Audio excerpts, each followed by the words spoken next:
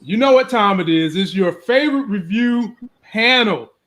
Muchella, Larry, Nita the Diva, and J Mo all the way from Chicago. Whole crew in the building. And we ready to hold y'all down tonight. We ready to hold y'all down.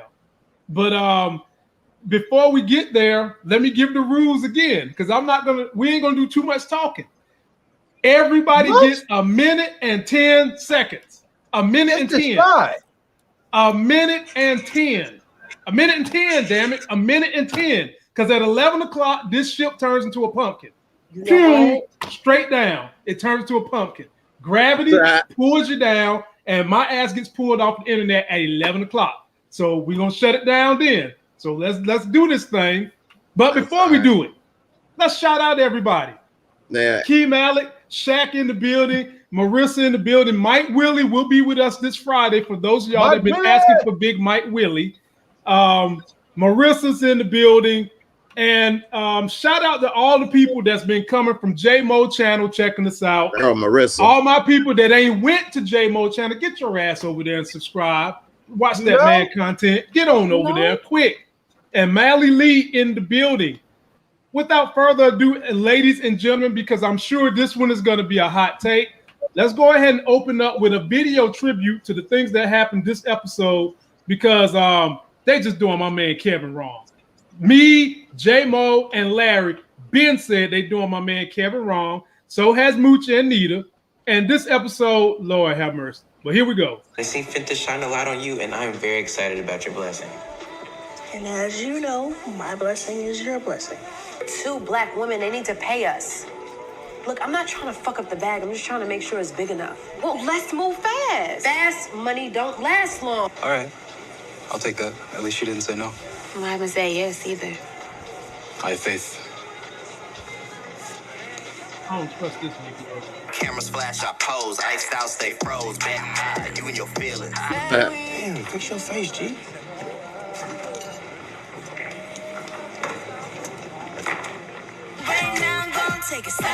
Hey, Jake. Damn, bro, you don't know how to knock? Man, bro, I ain't got to knock on no door in my own damn house. What's going on? I am so Larry says she's a hoe. It's just, sometimes I want to shine on my own. So, you want me to be in your shadow? Lord have mercy. Anita Baker with these 2. Space? Yeah. I don't know. I don't know if I want space. Well, I do. Everything could be different tomorrow.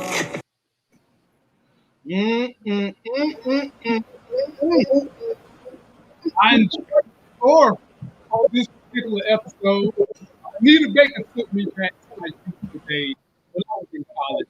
But because I want to keep this thing going, I'll save that story for another day. So the only thing we didn't see in that little recap was the shooter that got Duda, and thank God they didn't play this out as a murder mystery for who shot Duda. Moochie, I'm coming to you first. We found out who shot Duda immediately. It was Brandon's mama. Moochie, talk about Brandon's mama and coming back shooting Duda. What are the ramifications? Laverne came back with the vengeance. Mm-hmm. Ow, ow. She was like, even if you was president, you ain't shit.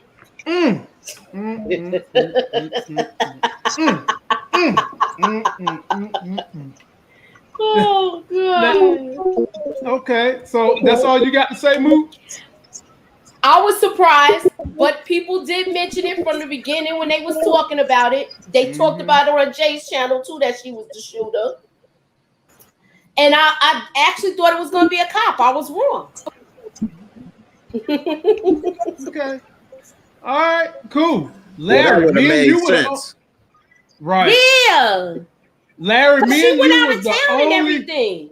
We was the only 2 that said the hand of the shooter looked like a woman, and someone tried to say we was male chauvinist or something to that effect. But anyway, Larry, what'd you think about Brandon mama coming back? No, you ain't say that. You never give us the kind of lip, J-Mo, that the people in the comments give us.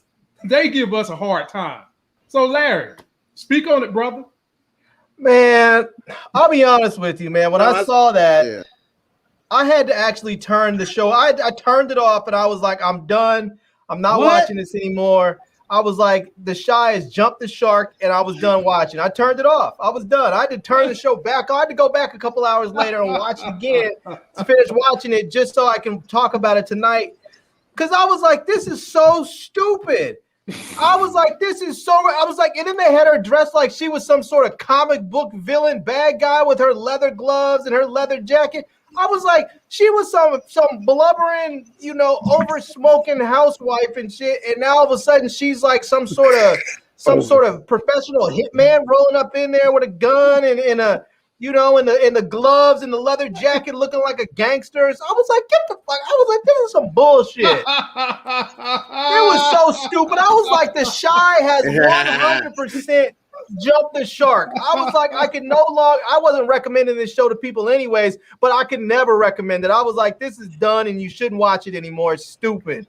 And it just got worse moving forward. It just got worse. Oh, okay. J-Mo. Everything, from the story to the music, everything. It was terrible. Hey, man, the music was not. Anita Baker by herself. The music placement was horrible. Anita Baker took me back too. But how you gonna play Anita Baker wrapped up in the capture of love while she cheating on her wife?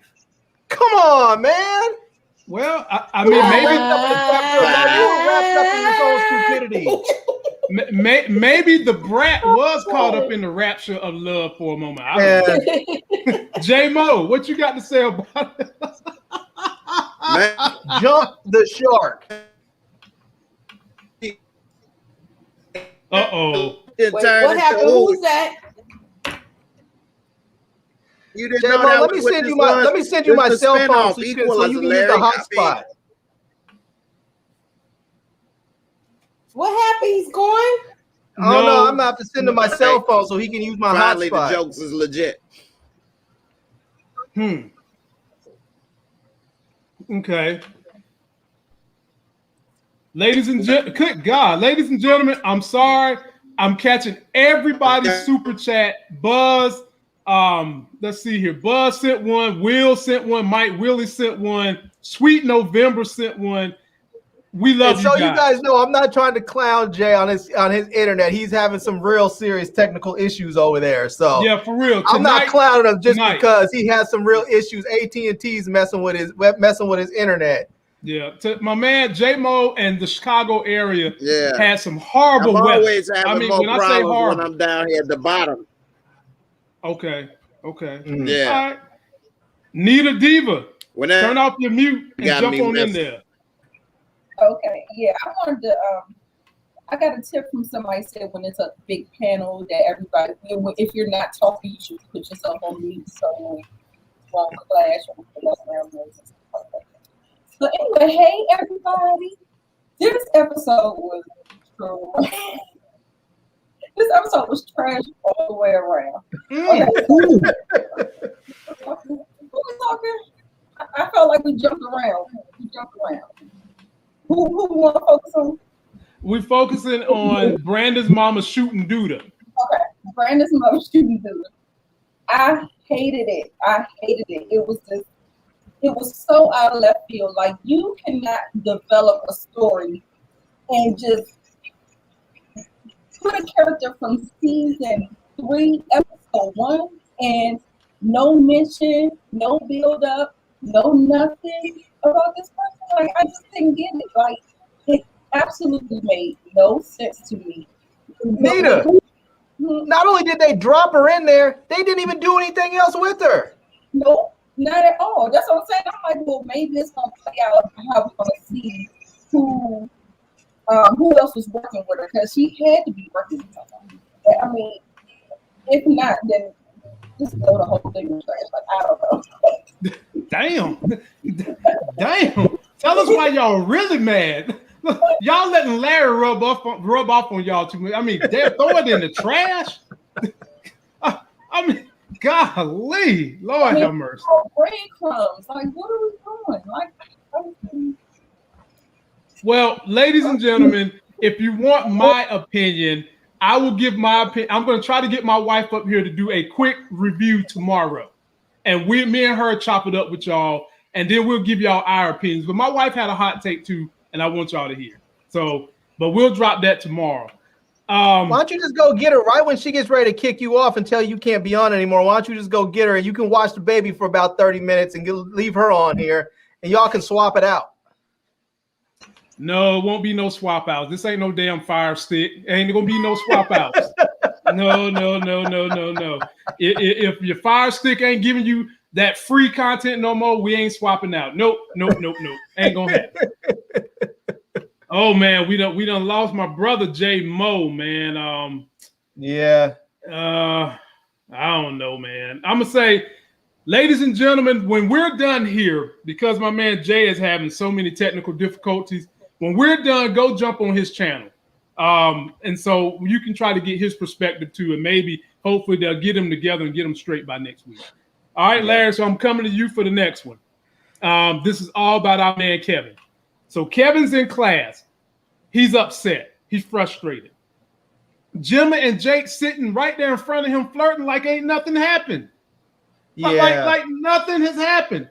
And so he throws a pencil at Jake, and Gemma gets up like she's the damn butler from the Fresh Prince of Bel-Air to get it and hand him and tell him to chill out. And then Kevin comes up and hits Jake with a left hand from hell and accidentally hit the teacher. Break it down, Larry. Yeah, first of all, I would like to give everybody a word of useful life advice.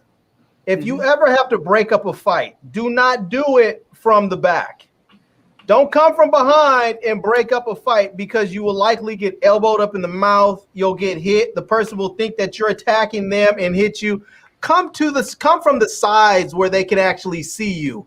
You know, when someone sees that you're trying to pull both people apart, they're more likely to not try and attack you. So, but as far as this, I mean, we saw this coming. We saw the previews for it. We knew what was going to happen. I called this, I don't know, 4 episodes ago, and I was saying that, you know, that whose audio's up like that? That's Jay trying to come in. I called this episodes ago, and I was like, and I don't mean to jump ahead, but we already know, I was like, Jake and Gemma both have privilege, and Kev doesn't. I was like, so we know how it's going to end, and I'm not going to run ahead because I know you're going to probably get there, but we knew how this was going to play. It was so stupid and predictable. It was just dumb. I don't know who they paid to write this show. It was almost like they found a robot to let AI write it or something. It was just so predictable. It was just, I could have written this thing in my sleep, but we could have just taken the show notes from our previous episodes and written. Matter of fact, that's might have what they've done. They might have just sit here and watch it. They might have a spy in the comments section and from the writer's room, and they're just sitting up here writing it. Because we already said this was going to happen. Yeah, Larry, I've ran across a lot of people who get in the comment section and say, hell, we write better narratives for the story than the Shy do. So you know what? Can we get our coins? Can we get our coins? And I'm coming to you next, Nita, but we've got a super chat, a big one from Sally Ann Shannon House. What a name. That name sounds like something powerful. I don't want to fight you. You know, it sounds posh, like she comes from family money. Yeah, right. Shannon House. You talking about Shannon House? Are you from the New England Shannon Houses? Are there any others? I don't know. She says, Laverne, really? What the hell? Where did she come from? Laugh out loud. What are they thinking? Boy, I'm with that. I am with that. But Nita, jump on in there. What do you think about the Kevin fight and the Kevin whole situation?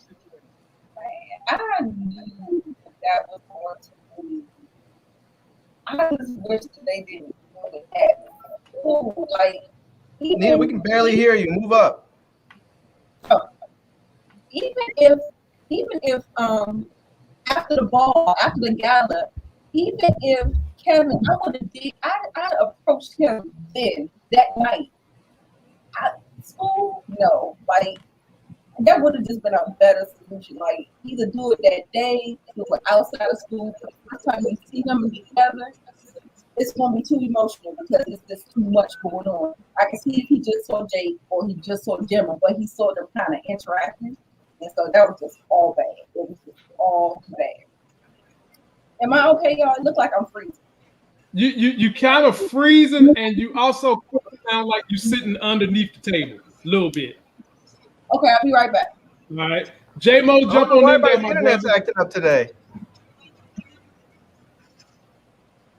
Man, can y'all Can you hear hear me? us, Jay? It looked clear on. Okay, I'm looking at the Yeah, we screen, hear but you. on the other thing, it looked messed up.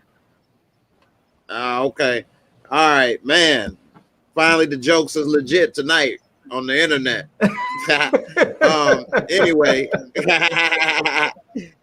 yeah. Also, I want to thank Sally Ann, man, for coming over and supporting, and good looking out. I like it. For the, yeah, that's my girl. So anyway, since I done missed, I'm gonna sum it up in two quick things. We got Laverne looking like Queen Latifah's sister in The Equalizer. We got old boy catching elbows like The Rock and Hulk Hogan in WWE. You run up, you get done up. That stay your ass away. What you thought? He ended up bloody, but Jake was good. That didn't make no sense. And Gemma and Jake, he needed to be grabbing with his right hand that nappy dugout, that fro, and kicking the hell out of Jake with his left foot, because they both kiki and is smiling in front of him. Yeah. Uh-oh. Okay. We lost Jay. So Moochie, we got Nita back. We got Nita back. We lost Jay, but we're moving on to Moochie. Moochie, talk about the Kev situation. I was pissed off with this because if you was gonna have him throw some bowls, he should have did it in the staircase when he saw them kissing. Why you wait to get back to school to do this nonsense? You know you on thin ice there. Anywho, Moochie, I honestly don't think Kevin had it. I don't know if he really had the intention to fight Jake. I think he really wanted to talk to him. But Jake was but in the middle of class? But Jake was trying to ignore him. He was trying to ignore him. Yeah, he was ignoring him. And I'm pissed off with the both of them. They clowns. But Mooch, that might have been the only time that he really had a place where he can try and talk to him, because if Jake was being a little bitch like he is and wasn't answering his calls or his texts, and then if he wasn't able to actually meet up with him anywhere, the only place he was actually going to be able to see him was in class. So he probably or outside of the venue where they was when they happened. Yeah, but or outside there. But I felt like I digress because I'm glad he didn't do it there. But otherwise, how are they going to get Kevin in trouble? I didn't want him to get in trouble. You know what I hope happens? This is one of my hopeful predictions. I hope that Jim's father gets him back into the school. Mm-hmm. But that's just me. I just don't like to see bad stuff happen to him. Now, see, he has such a bad. He's having such bad luck. I'm about to jump on the horse. I take issue with. I think them laughing and smiling in his face pissed him off. Exactly. That's what did it. That would piss anybody off. That's what they over there key like everything's all good, and Jake is ignoring him. Right. They over there keying and to say you did some foul shit, yo. And then why the hell is Gemma picking up the pen? Sit your Frederick Douglass hair ass down. Stop. I'm about tired of y'all disrespecting Frederick Douglass. That. No, she disrespecting Frederick Douglass. That's who's disrespecting him. Don't do that.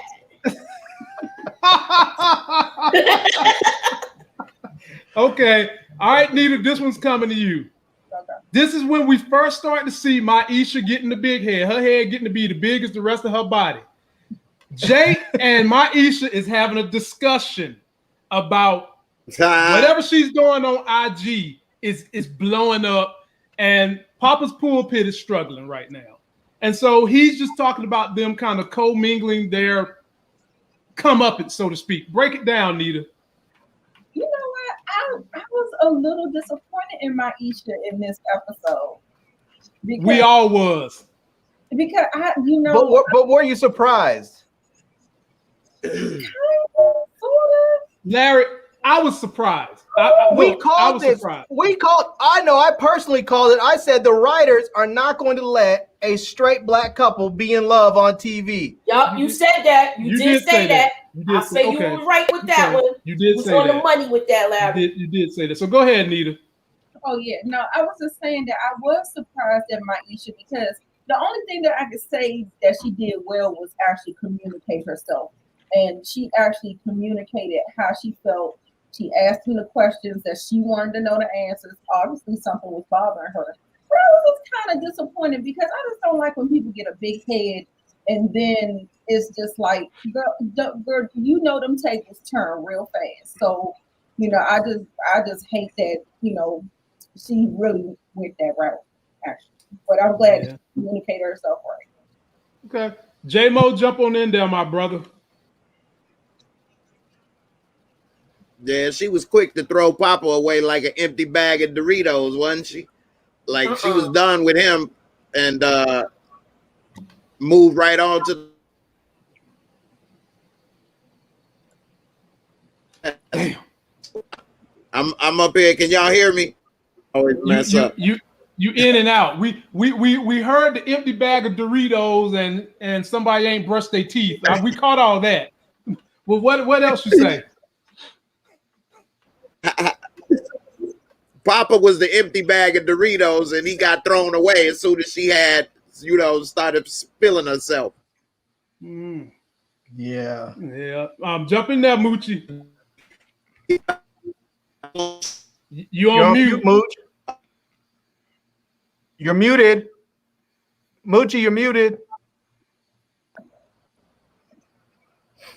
I feel like her attitude was somewhat changing when they had to sit down when he was talking about how his view was how he wasn't getting as much views as he was before. I don't think this scene right here, that's not when she got the big head. No. She was just telling him about it, and then she saw how jealous he got, and then the tables turned. And I feel like it really went left. I don't want to jump on the horse, but I think it went left at the pulpit podcast thing. Yeah. When we get there, I'll tell it. I know what you're talking about. Go ahead, Larry. Finish it off. Yeah, you know, I hate to see this happen to Papa, but part of me is glad that he's actually seeing who she is right now. Because let's not forget, before Papa, Myisha in large part was just like a low self-esteem, just chick that felt like the only way she can get a dude was to force herself on him.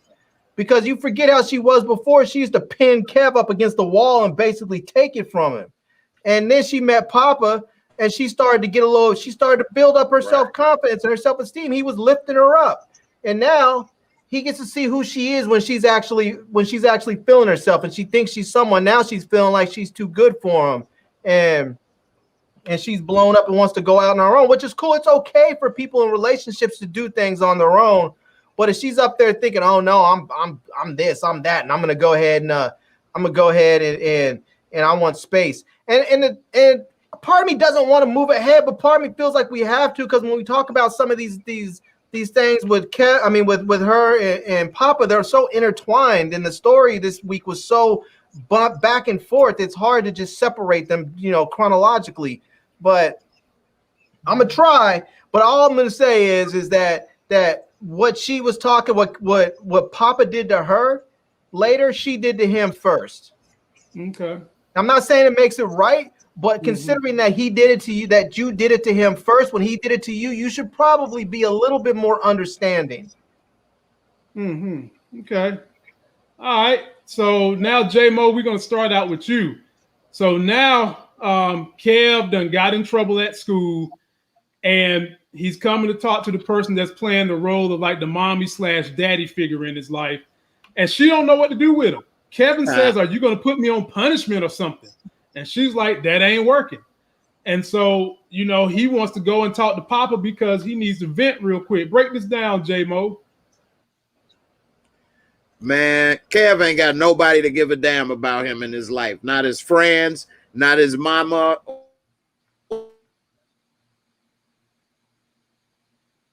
She got a lot going on, but that's the only person. Even he said, "Am I in trouble?" She said, "Well, no, because only reason we need time to ourselves." When y'all gonna have time for him? Yeah. When you went to counseling, y'all started talking about y'all. Like, they don't give a damn about this dude, man. He needs somebody. They lucky he ain't worse than Jake. And I've been stealing with babies on the way. And this dude just needs somebody to, as an example. And then, of course, he gets advice from Emmett, who telling him to get with some domestic abuse survivor, beat his ass, and it's gonna be even worse. That's even more bad advice. Sad. Feel bad for Kev. I want to give him a hug, man. Give him some advice. Yeah, man. Kev is the kind of kid, and I'm coming to you now, Moochie. Kev is the prime type of kid that male mentoring groups be looking for. He's a bright young man. He's kind of at that crossroads in his life where if he gets the right guidance, he can go this way. But if the bad shit keeps beating him up, he can go way left. And, you know, they need to have somebody come and step in and play that role for him. So, Moochie, how did you interpret the situation when Kev was having a conversation? When they told him about the when they found out about his indefinite suspension, I feel like Nina checked out. She's a piece of shit to me. Like, wait a minute. Walk away from him. Wait a minute. And they going through something. Moochie, you gotta wait. You gotta wait. I recall when Larry and J-Mo, both of them, said Nina is a horrible parent. I said she was selfish. Don't get me. I did say she was selfish. I've been saying she was selfish. I was saying that last week. I wasn't saying that. Okay, you said it, but now, I'm on the page with them that she's a piece of shit. Okay, y'all happy? Okay. Look, I agree with y'all. Okay, I agree with y'all. Larry, jump on in there, man. Jump on in there. I was just mad the way she just walked off and like they in the middle of trying to take care of this. How you just walk away like that? Okay, so I'm not going to defend Nina. I'm not going to defend her behavior because this is your child. But do you understand? Nina's not there right now. Nina has checked out because she's worried about what's going on with Dre. Now, when you are a parent, you don't get no time to check out. You don't get time to be selfish like how she's being selfish. No, you don't get no checkout time. So you know when you're supposed to take your little moments when you gotta be by yourself and get that cry out when they either not in the house or they in their rooms and you already got them doing something. This was not the time for her to walk away like that. Right. No. All right, Larry. Especially now.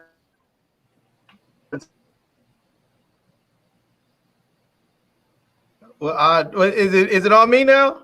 On you, Larry. All right. So, I think you might have to mute him because he's all his stuff here. I think he's still trying to talk and it's messed up. Okay. No. Yeah, I mean, Nina's just a piece of garbage. I mean, but you have Kev up here, and I feel bad for him. I mean, this brother is literally, he's damn near begging for some discipline, for some structure in his life. He's asking him, aren't you going to punish me? Are you going to put me on restriction or something? And she's like, nah, we've already tried that. Doesn't work. Okay, so what? You try something, it doesn't work, you're just going to fail? You're just going to be like, well, we failed. Okay, well, I guess that's it. Sorry, that was my attempted parenting. It didn't work out. You're on your own. I mean, that is just some straight up bull. I mean, you don't fail. You fail at something, you try it again. This is your kid. You don't give up on it. What you're teaching him is that you're willing to give up on me after one try of something. It didn't work out, so you're willing to give up on me. So I guess I'm worth giving up on. I'm not worthy. I shouldn't even try myself, you know. But Kevin's the type of dude. He's really trying to make it. He didn't even give up on himself. He went back to not to jump ahead. I don't want to, but he didn't even give up on himself. But he's literally begging for someone to help him. He's at what are you gonna do? How many kids you know are gonna put a suggestion of being put on restriction in their parents' head in the moment? I mean, that's just crazy. And they just, no. So if I want to go hang out with Papa, I can. Yeah, if you want to, go ahead. Because we need time for ourselves. Because we don't spend enough of that. We don't spend enough time together and ignore you enough. So we're going to go ahead and spend some time together. And then, I mean, it's just on top of that, Nina comes in and says some smart-ass remark like, don't go self-medicating again or something like that, or stop self-medicating or whatever she said to him. And I'm thinking to myself, bitch, this is exactly what you do. Where do you think he gets this from? We watch it later in the episode. Exactly. The bitch is sitting there by herself, self-medicating over some dumb shit she did. And you're gonna tell him don't self-medicate? How about you put out an example of how to positively deal with your issues instead of just telling him don't do some shit that he's doing because he's following your example? You know what? You want to tell him don't self-medicate because you got some issues? How about you take your ass for a run and then see that he does, oh, okay, you have issues, you need to work something out in your head, put your sneakers on and go for a jog and go work it out. Go lift some weights or go for a drive or go cook a batch of cookies or some shit. Do some other activity to keep your mind and your body working while you work it out instead of sitting there fucking drinking. Yeah, she makes me so angry. Okay. All right, Nita, clean up hitter. All these people in Chicago, they get shot every year and they miss. Why don't they hit the ones that need to get hit? I'm sorry, that's too far. That's taking it too far. My bad. Well, guess what? I mean, I have some of the sentiments that you guys are saying, but at the same time, Kevin is talking out of both sides of his neck. First, he said, y'all own me too much. Then he asked him for punishment. Like, what do you want? I mean, I think he asked for that punishment because he knew he was in some real trouble. Now, yes, Nina was selfish. Yes, Nina did not handle that correctly. But at the same time, she can probably just like at her wit's end. And I know a lot of parents that have done that, and their kids are fighting them on everything. Everything they can do is right. Everything that they try to do is wrong. Everything, all of those things. Like, y'all don't understand when teenagers start getting like that age and they bucking, they fucking, they doing all the grown-up shit, but then they don't want to take no accountability for the stuff that they do. And I'm glad that they set down a consequence on him to let him know that his actions have consequences. And we're going to hold ourselves accountable. That's what I think. Well, very lively and well said to everybody's opinion. But Moochie, we're back to you, and we're moving on. Hold on. I just can't let this go past. I thought I was going to be able to, but now I have to push back a little bit. Yeah, I'm thinking like Kev is not giving Nina grief. Kev is dealing with a lot of shit in his life and trying to cope with it. And no one is in Kev's life in his corner teaching this young man how to cope with his own shit. And so he goes out there and he drinks because the alcohol numbs his feelings. And then when he gets grief from his parents, they're saying, stop drinking, stop self-medicating. Well, give me some fucking alternatives on how to deal with the shit in my life. That is their job. That is the literal job description of a fucking parent, is to teach your kids how to deal with life. And she won't do it. And so, no, Kev is not pushing back against her. He does get mad and say, you guys are on me, because it doesn't mean shit if you guys are constantly telling him something, but you're not telling him how to do it. If somebody tells you, Larry, go do some trigonometry, get that trigonometry done. I don't know trigonometry. You're going to teach me how to do it? Get that shit done. I don't know how to do fucking trigonometry. Teach me. Don't just tell me how to do some shit. Show me how to do it. They're not teaching them shit. They're just telling them, be a good person. How the fuck do I do that? Everybody in my life is a piece of shit and no one's giving me an example. So how do I do it? Well, my question to you, Larry, would be, what if the parent doesn't know how to do it? Then you go find somebody who does, because that's what parents do. I thought that's what the counseling was for. They really didn't touch on any of his issues. Like a fucking hour once every other week or something like that. They really didn't touch on his issues because they was too focused about talking about their stuff. That's a good point. They focused more on their stuff than the problem at hand. But they're seeing a counselor what like is once making every you other do week all? or They some didn't shit. ask him the right. What's making you do all of this? And this is the thing. What's Dre? Dre is an actual counselor. Are we supposed to sit up here and believe that she doesn't have some skills to know how to teach people how to deal with their shit? I agree with you. That's why I don't understand why are they not asking him the right questions. Right, but she's a trained professional. She should know how to tell people how to teach people how to deal with this shit. Even jump in, Jay Moore. Okay. I just think that if you don't have the luxury of giving up, and if that was my son, I wouldn't give up. I would keep at it, and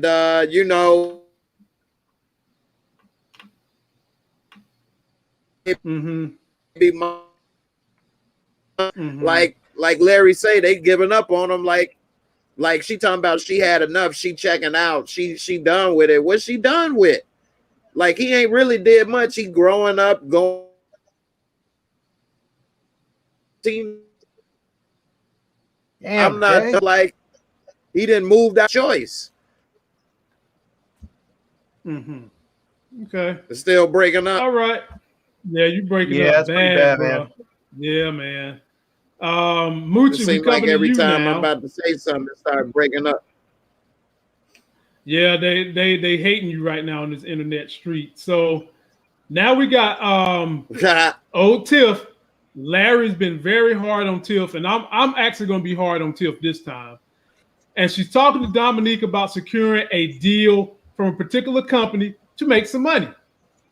Tiff is ready to take the first thing smoking with this deal, and Dominique's giving a pushback like, "Whoa, partner, whoa, pump your brakes, counter offer. Let's see what they're going to offer. Let's see if there's any royalties." Dominique was talking Dominique Weinstein? Yep, she was talking sexy business talk. At least she wasn't about to get taken advantage of. So Moochie, No, she's about to take advantage. She was up just like she sexually harassed Emmett. It looks like she's doing that same shit. She's a damn predator. You know what? Moochie, go ahead. With this. Yeah, with this. At this point, I feel like Dominique was right about not taking the first offer because she didn't even listen to what they were saying, really. She just was like, okay. No, you gotta listen to what you giving away. You might be giving away all your rights to this, and then they just pay you off with one big figure. Or a base figure or something like that. Whereas Dominique didn't care about that. Dominique had already secured a deal with her. Larry, let people talk, my brother. I'm sorry, man. I'm sorry. Calm the fuck down and let people talk. I know you like this with me with the scissors. now hurry up, Moochie. I mean, we already have an internet problem. Listen, with this, I just feel like Dominique was right with this. Emmett wanted to know what was going on with the whole situation because he still feels like they talking about him behind his back. He always thinks it's about him and it's not. And it is about them. They're about to do a business deal behind his back with his shit. They're about to cook shit in his business. They're about to cook shit in his shop. Larry, I'm gonna start muting you. Let them finish their statement because we have an internet problem. We can't be doing this back and forth tonight. We've got to give people time when there's a moment to fucking breathe. Just leave it. Don't jump in. Let these people and the internet catch up. So just chill out. I'm coming to you in a minute. Finish up, Moochie. Okay, my last thing, I just feel like she was right with this because she wasn't trying to listen to reason and you're going to try to make this decision while the people's there. That was just dumb on her part because she's young. And that's it. Go to the next person. All right, Larry, jump in. Fuck them hoes. I'm out. Okay. You don't want me to say anything. I'm done. Man, you know what? This is the crazy thing, right? Is that they sit up there and they want to talk about he's not shit. These two bitches ain't shit. They're up there doing a deal with some other people behind Emmett's back. They're about to start cooking shit in his shop. In his motherfucking shop. And they're talking about this has nothing to do with you or whatever. You know what? They should anything that happens in that fucking store, he should be getting a piece of. Anything. Now, anything. Do he know? I didn't catch this part or not, but do he know they're going to be using his restaurant to make the weed? Do he know? No, that? He doesn't know anything just yet because them hoes are keeping the shit behind his back.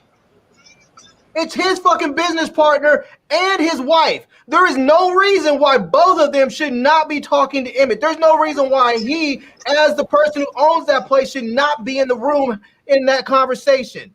This is just as much about him as it is about them. Because for one, they're talking about doing business at his place, and Tiff is his wife. He should definitely be in that room. And I can tell anybody that's on this thread, if that shit had happened to them, if you were Emmett and somebody did that shit to you, you would be like, oh no, get the fuck out.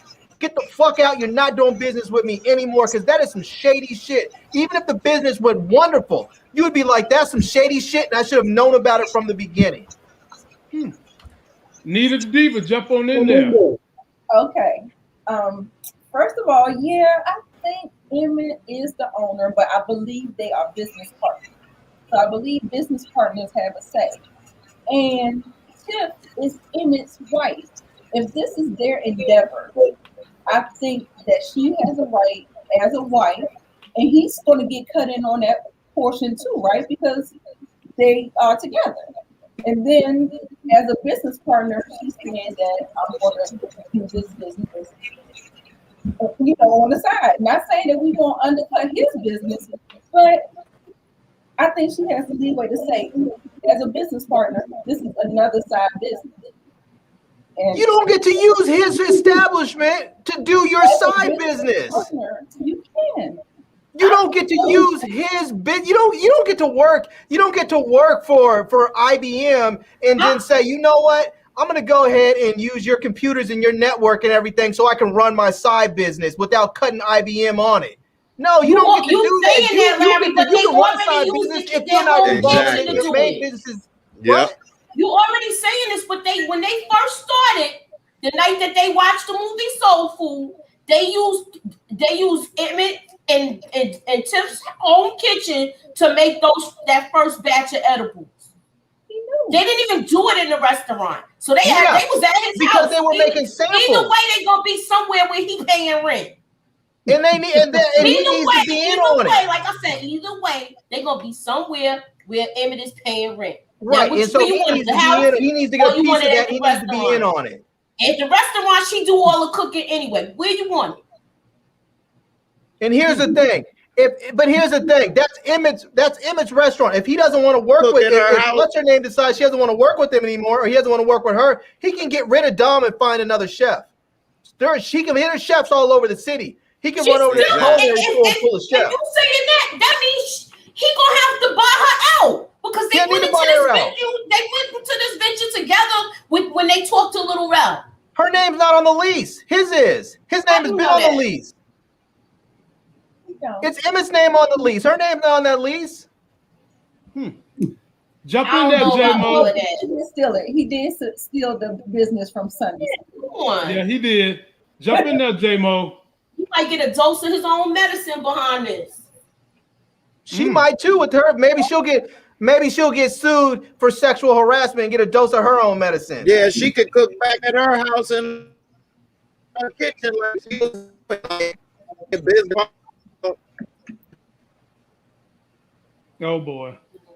Oh boy. Go ahead. All right. So we going to the next thing, Lamont? Yeah, we about to go. J-Mo, we might have to cut you loose tonight, man. We can't hear you. When you do speak, it's like late 15 seconds. Hang in there with us. But how about this? J-Mo is going to exit, ladies and gentlemen. He's going to be on when we get done. Hopefully by then everything will be kosher with him because we want to hear his thoughts, but the internet is killing us. But we'll keep him in here, and if we can get him to say something, we'll say something. So now, Larry, we're going to lead off with you. And okay, here we go. I don't trust this guy yet, Larry. I don't trust him. I don't trust him yet. But guess what? He's got the number for Keisha, of which we specifically said he was trying to get to know her in reference to dating her. That's what we said last week. And that's what he did. He got a number. He wants to date. He asked her on the date. He's talking about faith, blah, blah, blah. Break down this scene when the number was exchanged. Yeah, I don't like this. And I think Keisha needs to do what people are often told they should do, which is trust your instincts. But people sometimes say, oh no, you have to put all that aside. So you just look at the situation and think things through. No, trust your instincts. Your instincts are telling you no.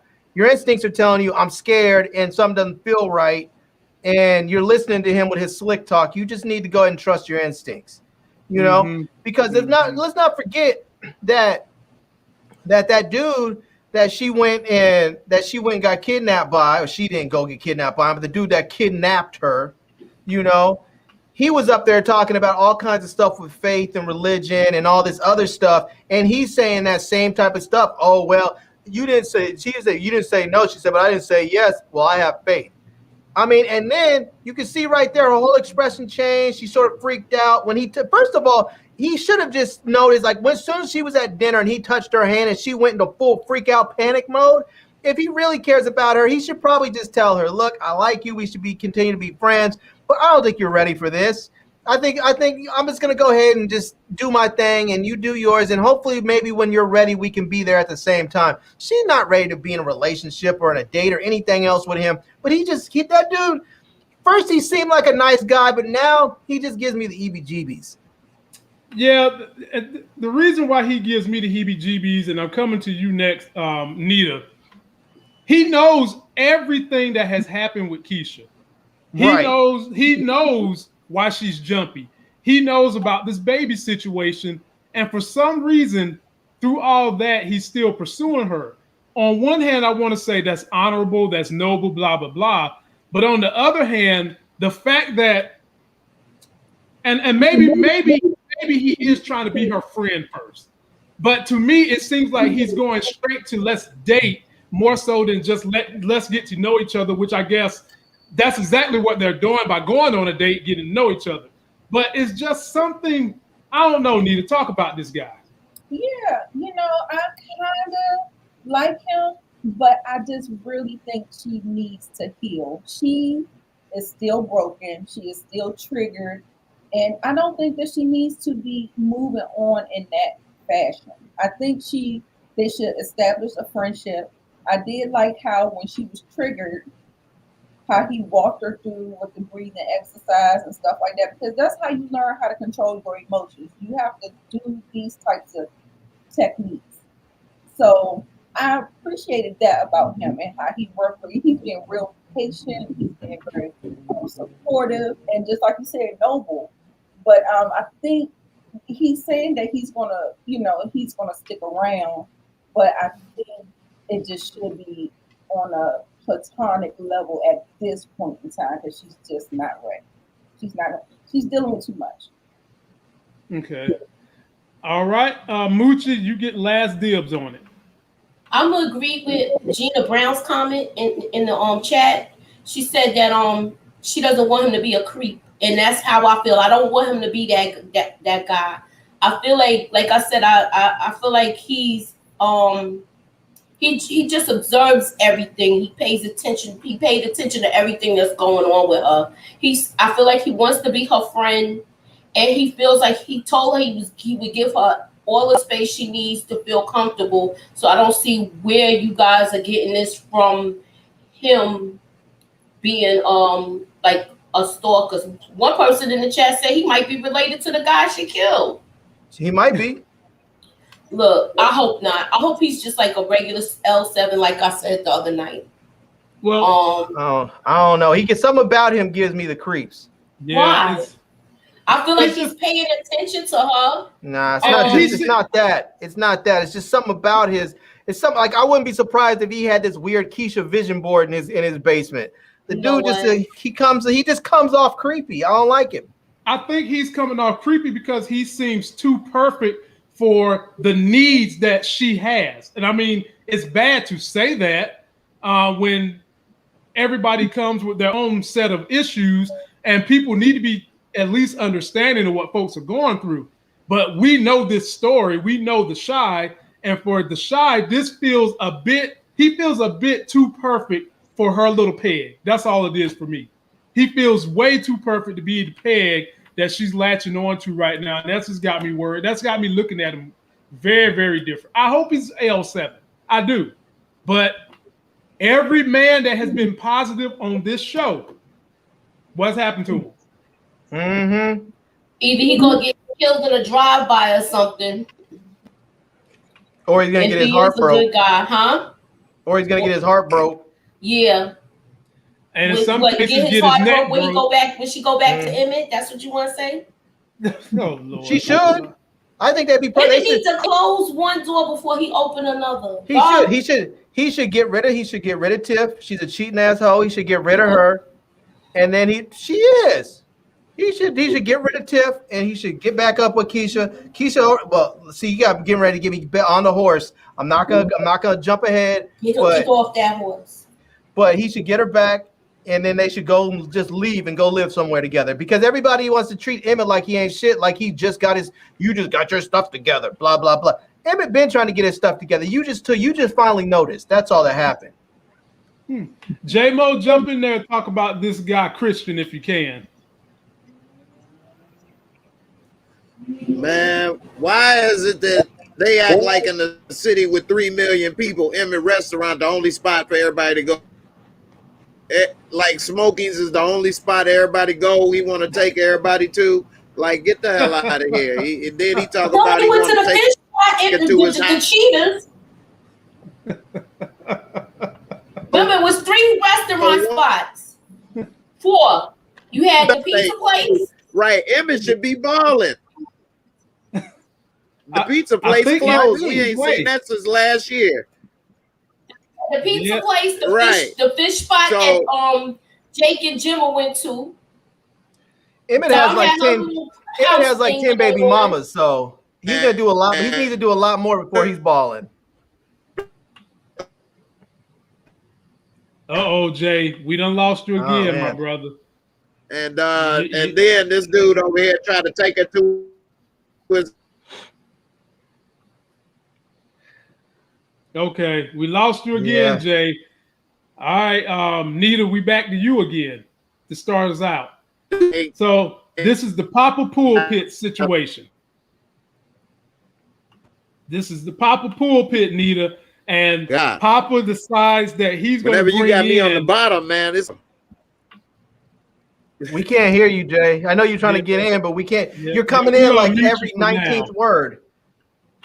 This is Papa's Pulpit, and we've got him trying to have an intervention, and he's trying to, get his ratings up, but he also wants his brothers to get back together. Dita, speak on this situation. Man, Papa is really disappointing me a little bit. Like, just like how Myisha kind of, like, it's something about that chasing clout and all that stuff. It's just like he's trying to get on. He's trying to do this and that. And he's like exploiting their situation to try to elevate his platform. And everybody knew that this was going to be a bad idea. Like, I didn't think this was going to be, I didn't think this was going to pan out to be nothing. And it was nothing. Jake didn't say nothing the whole time. And then Jimma and Kevin just got into a fight. And I was just like, that was so unproductive. And like I said, it might just be too early. It's too fresh. So I don't know, maybe they just need some time. Kevin being out of school and not being able to see Jake and Jimma, that'll give him some time to work on himself and get himself together. But yeah, this was no good at all. Moochie, jump on in there. Now, this whole incident with Papa Pulpit, Jimma actually apologized, but Jake didn't say a word. Oh, yeah. He didn't say anything. She apologized. She said, what we did to you was wrong, and we're both sorry. She apologized basically for them. But it seemed like Myisha saw that this whole thing happened, and I think this is the turning point of Papa and her relationship when she seen this breakdown happen. And what was that comment she made, Moochie, that had Papa's wheels turning when everybody left out the room? When she said you may start out one way with one person and end up and not end up with the same person. Mm-hmm. And when she said that, that's when my wheels was turning. She gonna try. I wouldn't be surprised if she tried to get back with Kevin. Damn. Kevin. I'll just put it out there. Damn. She not gonna debo him this time. It's gonna be on some, Wow. But then they do somebody else in there, so I don't know. All right, Larry, finish it off. First of all, somebody needs to call the police on Jimma for stealing Leon's fro. Oh my God, have mercy. But this was, to me, I looked at this and I thought, my God, they turned everybody on it. There's no one left on this show to like except for Kevin and Emmett. That's it. I was like, they turned everybody else on this show into a bitch. I was like, Papa, why you went out like a bitch? I was like, Papa, why you do this to your mans and them? I was like, you're gonna try, like, I would even understand if he tried to bring them all in and he was like, we're just gonna hash it out because we're all friends and we're gonna try to hash it out. But then dude tried to profit off of it doing his podcast and shit. I was like, that was a bitch move, Papa. I was like, why would you do that? I thought he was gonna be on some real grown-up, stand-up man type shit and be like, look, I thought I brought you in here, Kev, to tell you were gonna be on my podcast because I knew that was the only way I was gonna get you here. And I told them the same shit, but we're just going to talk it out and hash it out. But he didn't do that. He tried to go ahead and exploit them, and I thought that was just dirty. And, you know, but Myisha, she said what she said, and she was wrong for it because, you know, she was really talking about them. And even when Papa asked about it, she tried to make it seem like he was being insecure when he really was not. It was really about him, and he recognized that and felt it. And she was just too immature to say that it was about them. But she did the same shit that he did later. She just did right there. She jumped in on the middle of his podcast and stepped all over his toes, you know. And maybe if she hadn't done that, maybe if she hadn't injected herself in there in that way, maybe he could have kept the conversation going and they could have gotten, you know, Jake involved and maybe they could have come to some resolution. But she threw their stuff. It was really putting her own self in there and her dirt and their mess that they had going on between them into the podcast and just monkey wrench the whole thing up. So you mean to tell me y'all really think Papa is wrong when Jake specifically said to him, you just trying to get ratings for your podcast, and Papa said 2 things can't be true? 2 birds with 1 stone. Yeah.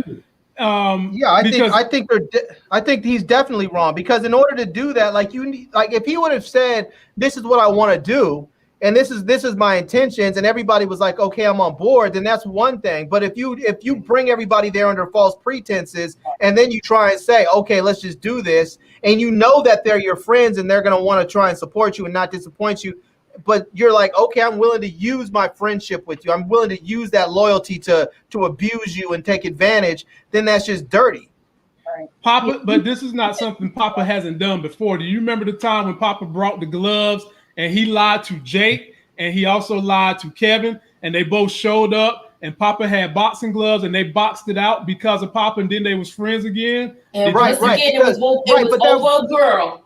Right, but here's the thing. Papa didn't have anything to gain from that. Papa wasn't trying to profit from that. Papa was trying to get his friends back together. And there's a difference between trying to get your friends back together and trying to clout chase, as Nita said. He was trying to clout chase in that moment. It wasn't just about his intentions weren't pure then. That's the difference. Before with the boxing gloves, his intentions were pure. Here they were not. Here he was trying to profit. No, I'm gonna disagree on that. I think his intentions for his friends were pure, but he also wanted to make a profit. Yeah, 2 birds with 1 stone. I see them going side by side. The only thing I agree with you with is because of how raw this situation is, he should have let them know that they was all going to be in the same building. I will agree with that. But what he was trying to do, I don't got no problem with it. As a matter of fact, he brought Kevin on last week on Papa's Pulpit for the same 2 dual purposes. And at that point in time, he let Kevin know. So the only problem I have with it is he should have told them, look, I'm bringing y'all on Papa's Pulpit. And yes, it's going to help my show, but y'all my boys. And usually I have to sneak y'all to get y'all together in the first place like I did 3-4 seasons ago. He should have done that. But I'm sure he felt like even back then 2 seasons ago, if he would have told them that they're going to be in the same premises together, they wouldn't have showed up. So I don't got no problem with it. Well, I will say that at least we know Jim is a team player. Now that Myisha's giving him some space, maybe she'll go get with Papa too. She can get with the whole squad. Oh my Lord, my Lord, asshole. my Lord.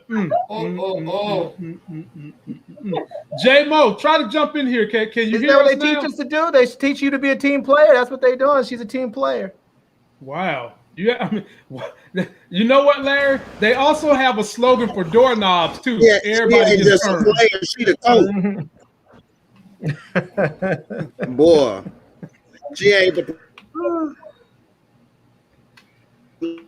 Damn it! I know, man. Damn it! Damn it! Man, I'm definitely gonna be on my show after this. Okay. All right, yeah, because Jay, we can't get you tonight, my brother. We gonna have to just let you watch. All right, Nita, I'm swinging your way, my friend Nita, the diva. Oh boy. So dude is alive. He knows who shot him, and while he's in here, Rosalind is just getting her rocks off, being the mayor pro tem. Basically, is what she's doing. And Duda seems like he's a little, I don't know. Break it down, Nita. How you feel about Rosalind stepping in place of Duda? He ain't feeling it. Does it really work like that? No, because there's actually a deputy mayor that has that job. I'm sitting there feeling Like, that's the part I don't understand, but go ahead. it makes absolutely no sense. Oh my God, I'm just so frustrated. I was like, what's going on?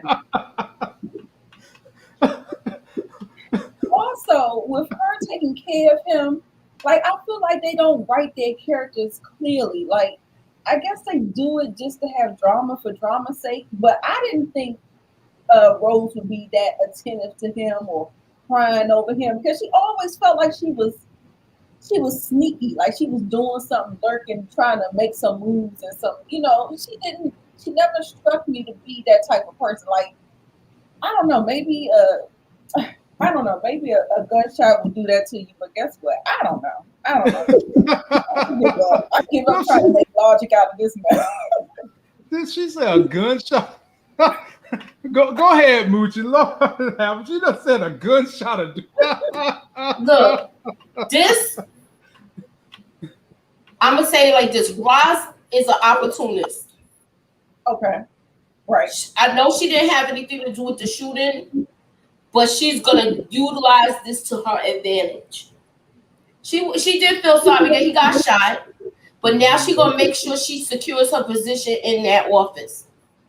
Mm-hmm. And she already made some moves and did some devious shit already. Right. Already. So, man. She already took Tracy down a couple of pegs now.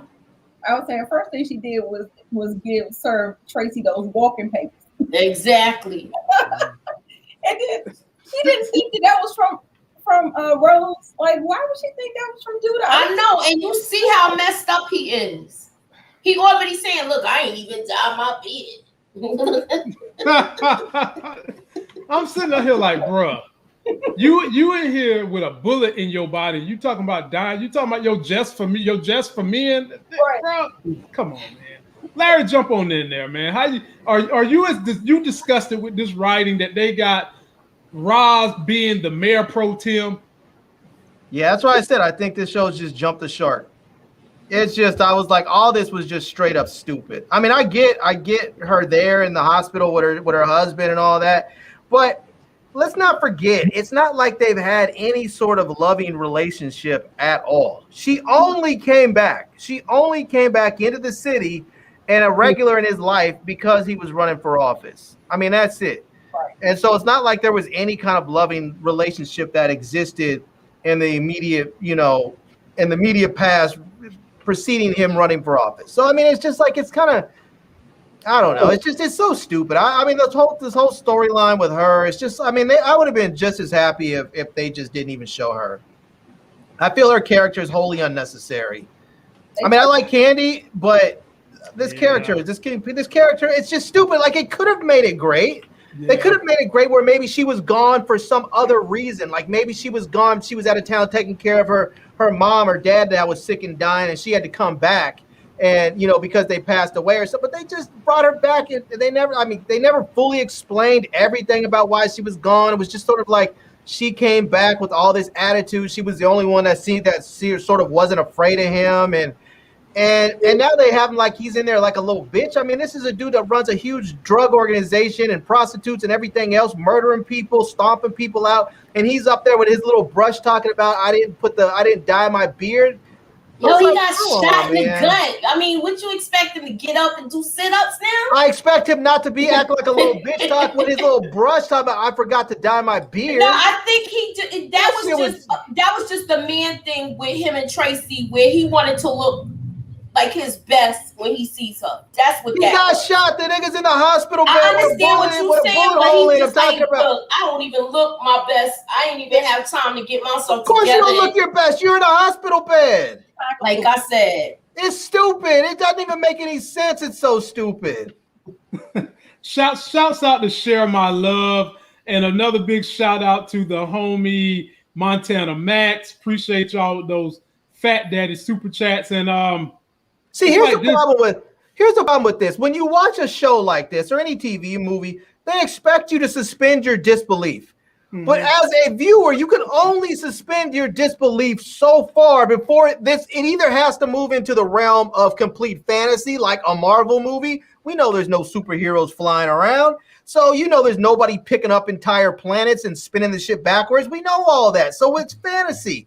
But if you're going to, you're going to have to either, when the show like this, we suspend our disbelief, but we can only do it so far. And then after that, you're going to have to change your genre and just make it fantasy if it's going to just go to the straight ridiculousness. So are you saying this is moving close to the Tyler Perry realm? Is that what you're saying? It's getting bad like that. Yeah, it's getting bad like that. Except at least with Tyler Perry, he knows his stuff is garbage and doesn't try to pretend otherwise. Oh, okay, well, let me ask you this. What about Empire? Are you saying it's getting like Empire Land? Empire is just straight buffoonery. I can't get down with that. Empire is just, Empire jumped the shark after like the second season because to me it just got to be just straight buffoonery. I couldn't deal. All right. This shit has not gone to buffoonery levels. It's just dumb. It's just gotten to the point where you're just like, that's dumb. I don't even enjoy watching that because it's dumb. All right. Moochie, we own you now. This is Keisha. And ladies and gentlemen, they did get this right. When you have a baby, well, they got part of it right. When you have a baby and you're a mom and you're pumping milk, that is a job. And later on, you see how much milk this chick pumped. Because my wife is still pumping right now. My child's still breast milk. And it's a job. It is literally a job if you're going to breastfeed the baby. You pumping round the clock. However, they got this all wrong. In this particular scene, she's pumping. Then she starts feeling lonely. And you know what? She whips out her phone and she calls old boy. And this is the conversation where he's like, you know what? You don't want to come to my house and cook. I can take you out to eat. Now, here's my beef with this Moochie. Then I give it to you. You know too much about this woman to be thinking you're going to actually cook and have her over to your house. See, this is more of why I feel something weird in my gut about him. This is more of that. This is a little inkling of why I've got that gut feeling about him. But I'm supposed to give him credit because the minute he say you don't want to come to my house, fine. I'll take you out to a restaurant. Jump on it, Moochie. He said whatever makes you feel comfortable. I think he's just like used to cooking because he doesn't have much money. Mm-hmm. So that's the next thing. I don't have much, but I could cook. I don't think he was thinking about all of that, but the way y'all saying everybody third eye is up where they see him as stranger danger. So I wanted to try to give him a chance and hopefully her luck isn't as bad as Kevin's, where it's one bad thing after the next. Right. Okay. I can totally respect that. All right. And I also feel she's suffering through postpartum depression too. Oh, I'm sure she's going through all that, which is probably why she's reaching for someone she can talk to. Because she can't really talk to her mama and Nina. Kev, maybe, but that's her brother. So there's a different level there. I feel like she's reaching for a friend because she's dealing with all these different things. So jump in there, Larry. What you think about Homeboy Steele and this phone call? And her smile looks genuine. Okay, I have a couple of issues with this scene. And one of them I might have to jump ahead just a little bit, but I'm gonna try and limit how much. But first of all, that breast pumping. To me, that was the stupidest shit. And this woman that is adopting the child, she should have never, ever, ever, never accepted that. She should have just said, nope, thank you, clean cut, boom, do not pump, don't do anything. And she should have taken that baby and ran. As a matter of fact, she should have left and asked her job to transfer her to New York or Detroit or somebody else, somewhere else, But You basically have this young girl pumping breast milk for her, and then you're stopping by the house and giving it to her. That shit is crazy and reckless, and it's gonna go all wrong for her. But the thing with this dude's gonna slip up. He's gonna slip up. Something not right with him. And like when he asked about did you have a girl or a boy, and she told him, I think at some point when Keisha talks to him, he's gonna say, yeah, I hope you get my nephew back. And then we're gonna find out this is like the son of that psychopath or something. I don't know. We're gonna find out something because dude, something not right with him. I want him not to be crazy, but something not right with him. But I don't like it. This whole thing with pumping, like, why? If you don't want your child, why are you pumping milk? Right. Why you would be doing if you don't want this child, you would be doing everything you can to distance yourself emotionally from this child, not doing something that's gonna keep you emotionally bonded. That doesn't make any kind of sense. Once again, I blame this on her mother because she could have had this where you pump this and I'll handle that little transaction. No, how about you don't pump it? How about there are places where rich women like this woman can go to buy mother's milk and you go and let her go take care of that. Don't come over here and subject my daughter to this emotional torture so that you can have mother's milk instead of buying formula or paying a breast milk place to provide you with mother's milk. You live in a big ass city. I would understand if they lived in some small town, but you live in Chicago. There are places in Chicago, New York, LA, Washington, D.C. If you live in a major city, you can buy breast milk. And you know this, Lamont, because bodybuilders use that shit all the time. They go buy it. They don't use no breast milk. They do. There's a whole market for bodybuilders buying breast milk. I don't know no bodybuilders buying breast milk. I do know that they buy steroids. Well, they do, but they also buy breast milk. They believe that mother's milk has all kinds of nutrients in there that you can't get otherwise, and there's a huge market for it, both legitimately and underground. But a woman like that with a new baby could have very easily have gone to a mother's milk establishment and gotten in there so that she can get milk legitimately and not some crazy underground. I agree with you with that because she could have took medication to make that dry up where she didn't have it anymore. But she's gonna subject this young girl to it. Well, Nita, I'm coming to you, but before I get to you, I'm gonna say this. This whole I've been said she's gonna want the baby. And we both did. I also said said she's that baby back. I also said to y'all last week, why go through the trauma of a natural birth, all the pain and emotion that's gonna go into that if you're not gonna keep the baby? And I'll leave it right there and give it to Nita. Yeah, she did all of the wrong things. And I think what Nina failed to do was really talk her through what the choices that she's making is going to make her more attached to the baby. Okay, so first of all, the milk got to get out. But I wouldn't recommend pumping it because when you're pumping, breasts think that the baby is sucking. So what you need to do, go old school, get in the shower, squeeze that mess out, put some lettuce leaves in your bra, keep it moving like that. She needs to do things to detach. And everything that she's done, the natural water birth, all of these things, pumping and going to see the baby, holding the baby, this is a disaster. That Octavia lady has set herself up for disaster. And you know, and she was fully on board too. You asked the girl if she wanted to hold the baby. Right. Oh my Lord. Oh, why would you ask that question? That's what's making me think they're gonna co-parent together. Where she's gonna They're not co-parenting shit. No, I'm just saying that's what's making me think that they might end up co-parenting together if she takes this baby on and then she feels like she can't handle it. I'm not saying it's gonna happen.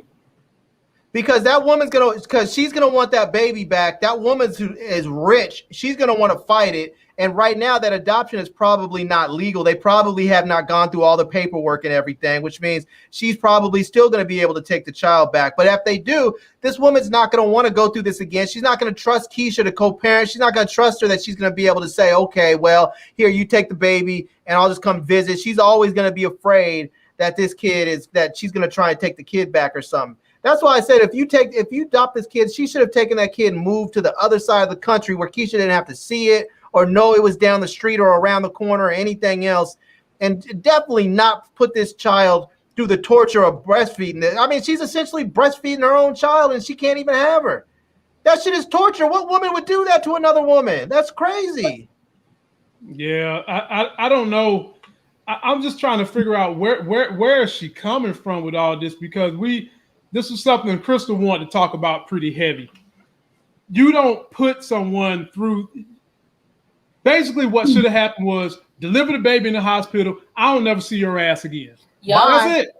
That's it. At first, I was kind of like, maybe she did it for Octavia, and then when she handed the baby back, she didn't look back. So I thought at first everything was going to go all right until I saw this episode.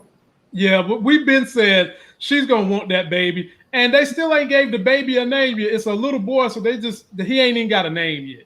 Right, which is all leading up to the fact that she's getting it back, because it's not like she's taking some baby with a name that someone else gave to her. She's taking a fresh baby with no name that's hers.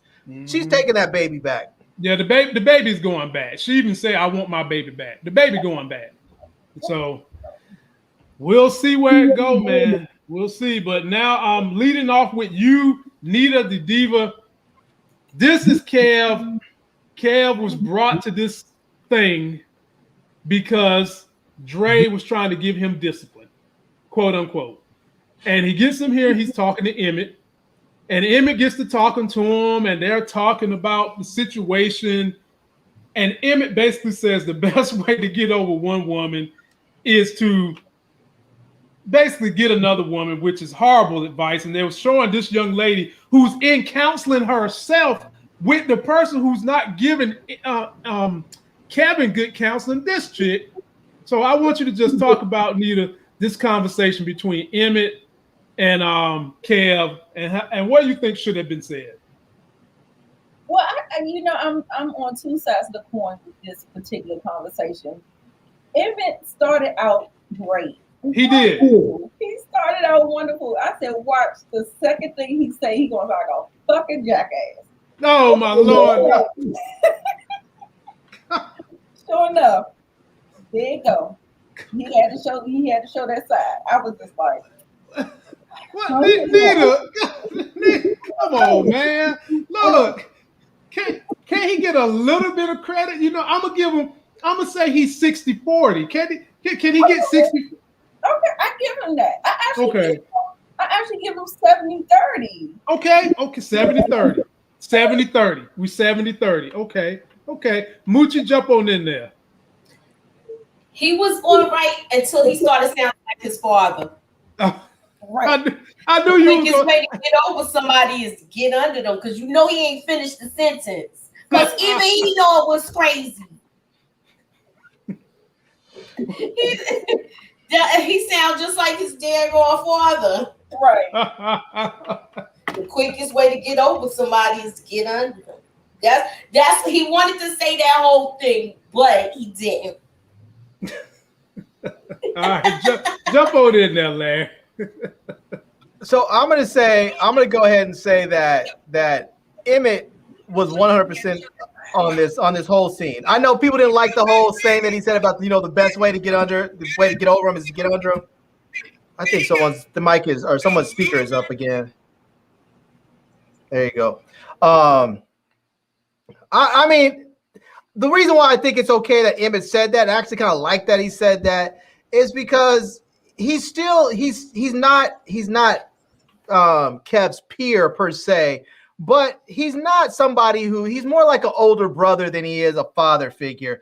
And older brothers talk like that, Older brothers say things that a father couldn't say because it might be inappropriate.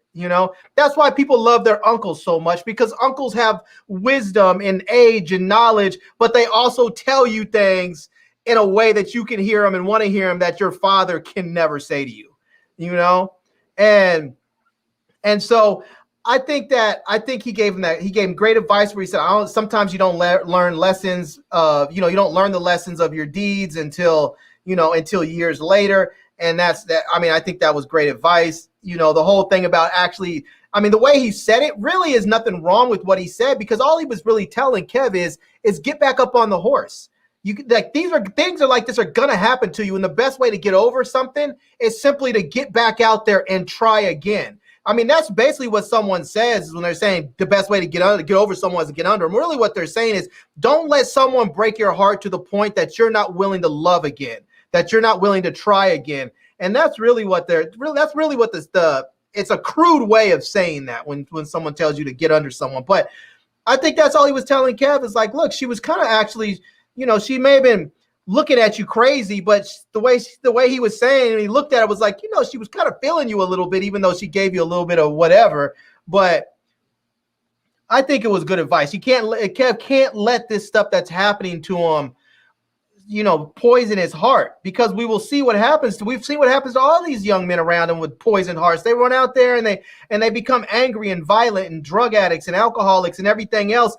And he's telling Kev, don't let the world turn you away from who you are. Be you. Go back. If you feel like you have love in your heart, you want to share it, get back out there and find someone to share it with. All right, J-Mo, try to jump on in there if you can.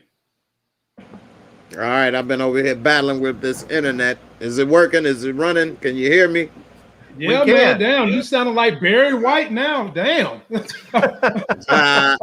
Well, hey, baby, I'm trying to give little Kev some lessons in love. Now, I'm running it off my phone Wi-Fi hotspot till we get it fixed with the AT&T. But anyway, things I do for everybody, you see. But yeah, it's a shame that the only advice that Kev can get is from Emmett, who don't know what the hell he doing his damn self and is a mess. And he young too, and he don't know really. He gave some good advice, like Larry said, to move on, but he pointed at the wrong girl, like she in counseling her damn self and got a lot of issues.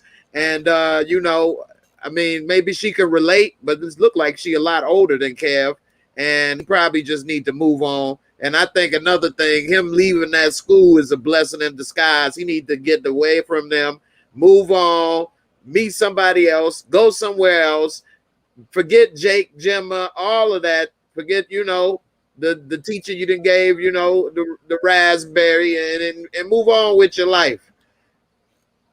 Okay, I'm with that. Well, while I'm we not got sure. you, I was gonna say, I'm not sure that he's done with that school. I'm not sure he's done with that school. I wouldn't be surprised if like Lamont said, if Gemma's dad Marcus gets him back into that school. He might even say something to, or maybe Moochie said that, but I wouldn't be surprised if Marcus came out and said, "Yeah, if you don't let this kid back in, I'm pulling my kid out." I wouldn't be surprised if he did something, because Marcus likes Kev, and he really, really did not like seeing Gemma with Jake. So no, I know, right? Not in that house. But Kev Jake didn't want to be done with that school, because seeing them he and ha is gonna always be a problem for him. Nah, I think Kev is the type that he has his eye on the prize. I think he doesn't like it, but he's willing to endure it so that he can get past that, because he wants way more for his life than anybody around him. It will even give him any hope of achieving. They all just think that he's not going to do anything. They don't care about him. They think nothing of him. Good or bad. I mean, Kevin's getting back into school. Kevin's getting back into school. I mean, like, y'all don't even sit here and trip. He's getting back in that school. But J-Mo, I'll be honest, moving forward, I would only watch this show moving forward to see what happens to Kev, because I don't care about anybody else. Everybody else, with the exception of maybe Emmett, everybody else in this show is sort of like, I don't really care about you. You're a terrible human being. So why do I care about you? I care about Keisha. Yeah, I care about Keisha too. I care about Keisha. I definitely care about Keisha for sure. Yeah, they ain't doing nothing with her story though. Oh, they doing too much. They doing the most with her story. But here's one for you, J-Mo, since you back and you loud and clear. We're gonna lead off with you on this one. Myisha sitting here about to work out some kind of financial deal. And she feeling good, got the big head, done put earrings in her nose, look like she got a fan on her eyelashes. I mean, she is made up. And in the middle of all that, while they basically addressing her stardom, Papa slides on in her DMs and say, if you want to get to Myisha, my woman, you got to go through the pulpit. Break this down, J-Mo. You get first dibs on it. Yeah, man. Papa's so damn corny with how he did that, but also why she get mad, what she thought he was going to do. She shouldn't have had him there if that was the case. And, you know, it was cool for her to rap and be on his little In the Closet podcast, but then when it came down to him trying to plug it, she mad. Like, yeah, I get it, but if that's how you want to do, don't have him there. You know, and so, you know, she want to take all the shine and leave him aside now that she blowing up. But like Larry said, when she first got with Papa, she ain't had no confidence or none of that. And now she doing good, smelling herself, and she on to the next one. It remind me a little bit of Jennifer Hudson when she was on American Idol with the Jerry curl and had her little boyfriend from the hood. And then next thing you know, she lost weight, got her hair did, and dropped old boy. And they was engaged at first when they was on American Idol, and we ain't heard from him since. He telling people in the hood he used to hit that. That's all he got. Well, I don't like living under your spotlight. Maybe if you treat me right. That's what she did. All right, inspired Moochie, by a true story. Inspired, yeah. What? Jump on it, Moochie.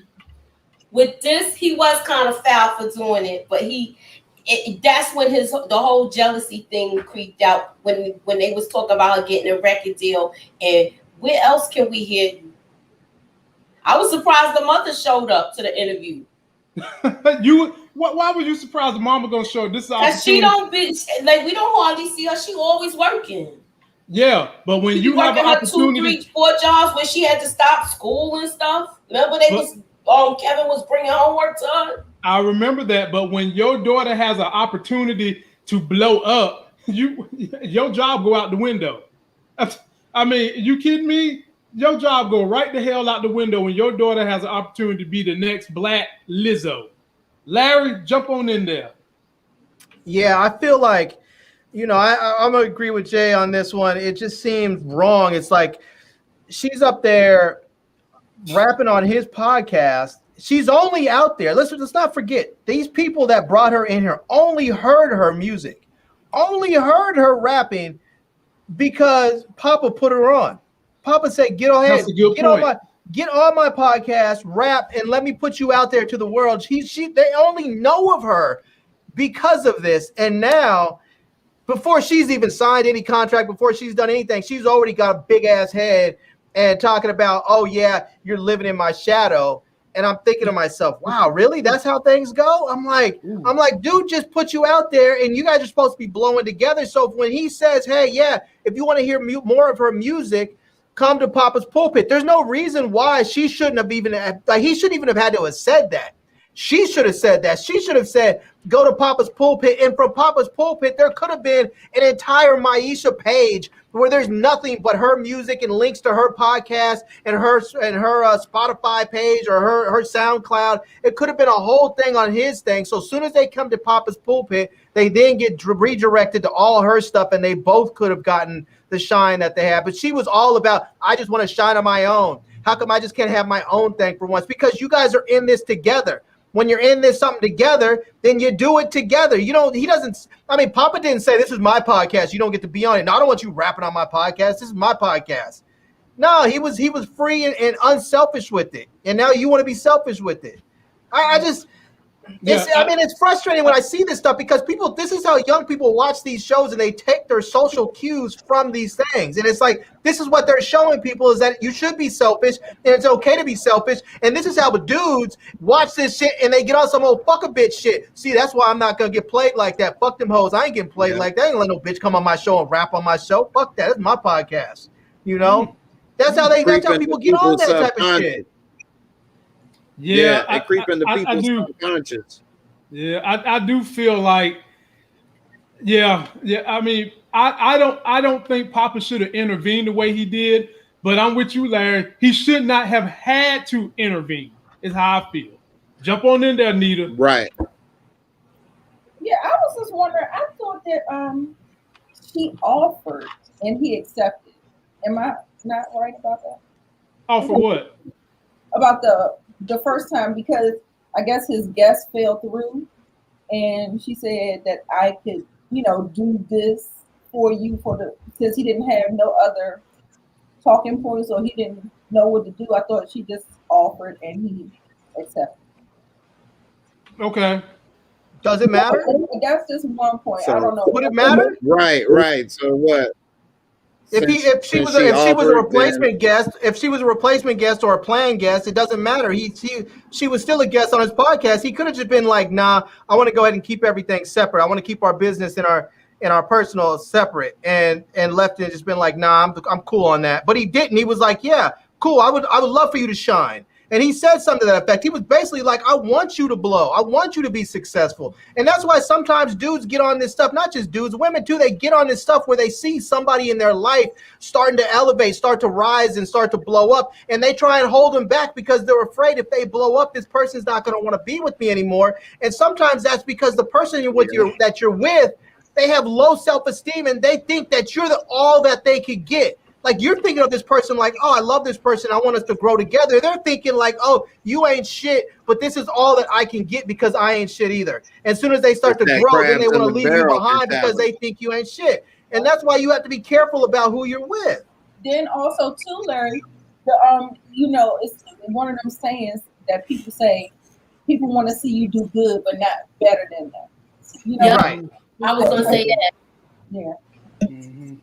Well, but see, here's the thing. Here's the thing with Papa though. Larry, we got 29 minutes left. Larry, get going.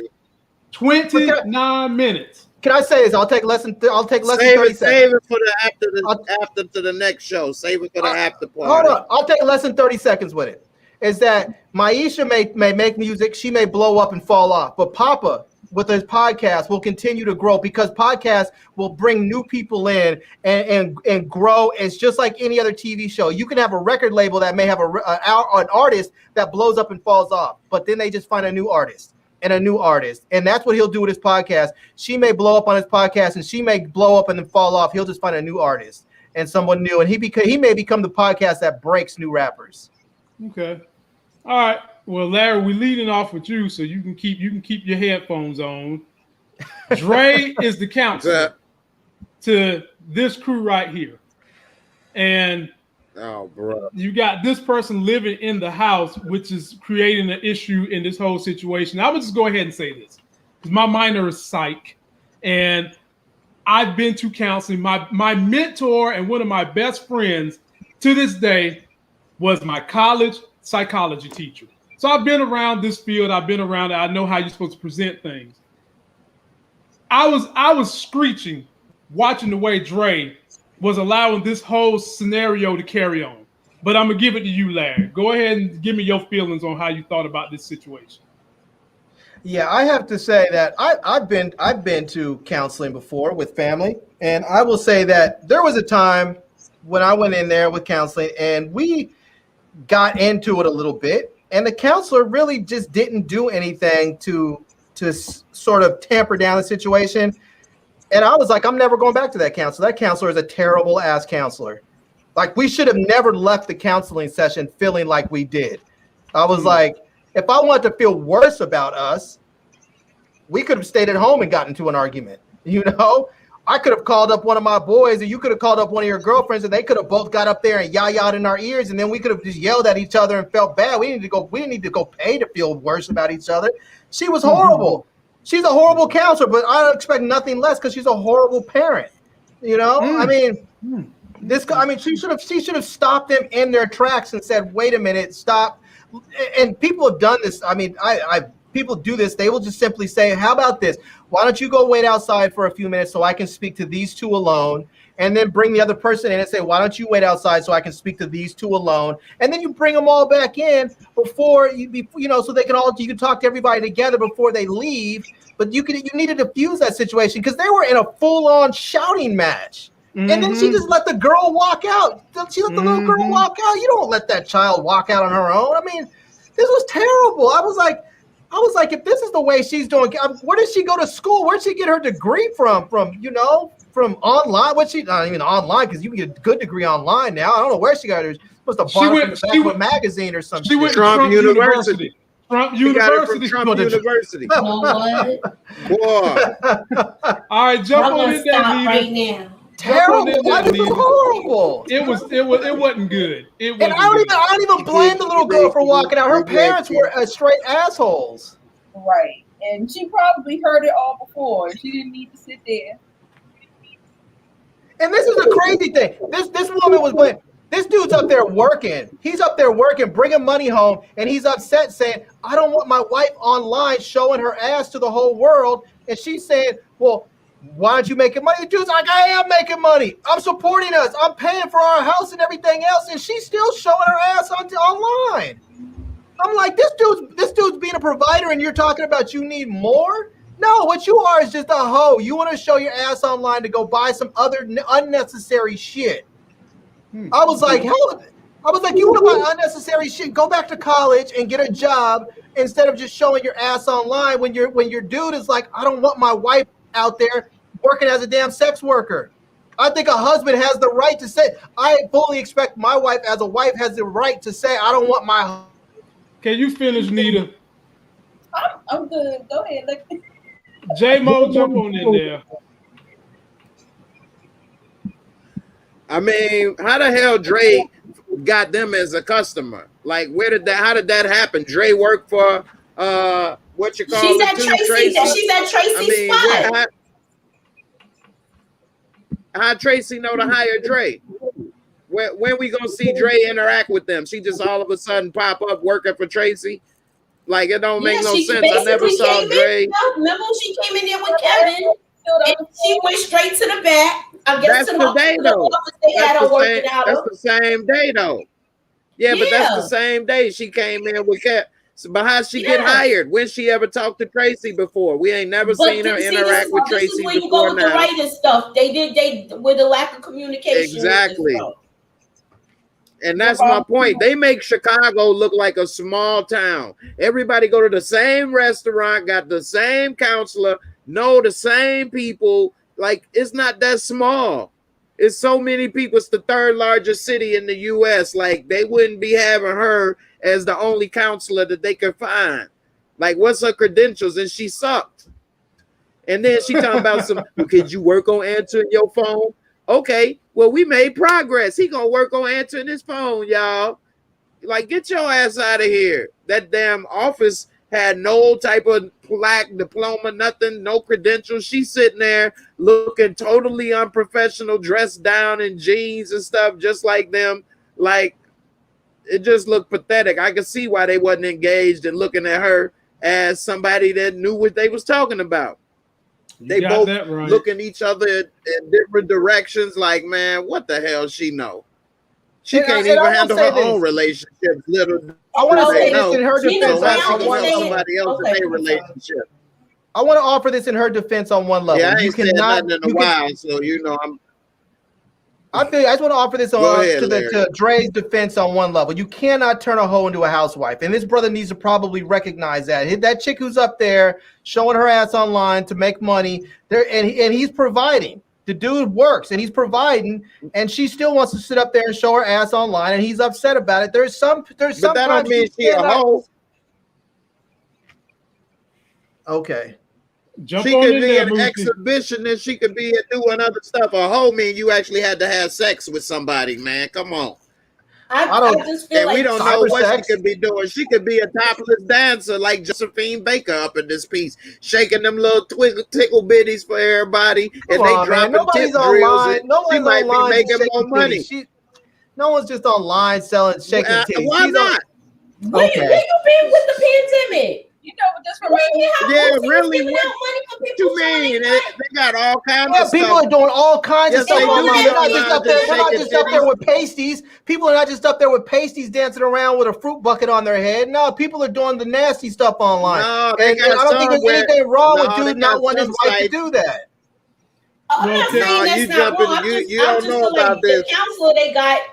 Can y'all save the heated debate for J-Mo Channel next? I only got 20 minutes, and we still got a lot of stuff to get through. Go ahead. So It's on you, y'all Moochie. know I ain't said shit all day, so I got a lot to I say. want to say, Make sure somebody y'all said come. that somebody said I think everybody's a hoe. I don't think everybody's a hoe. I don't think Dre's a hoe. I don't necessarily like Dre, but I don't dislike her. She's nothing there.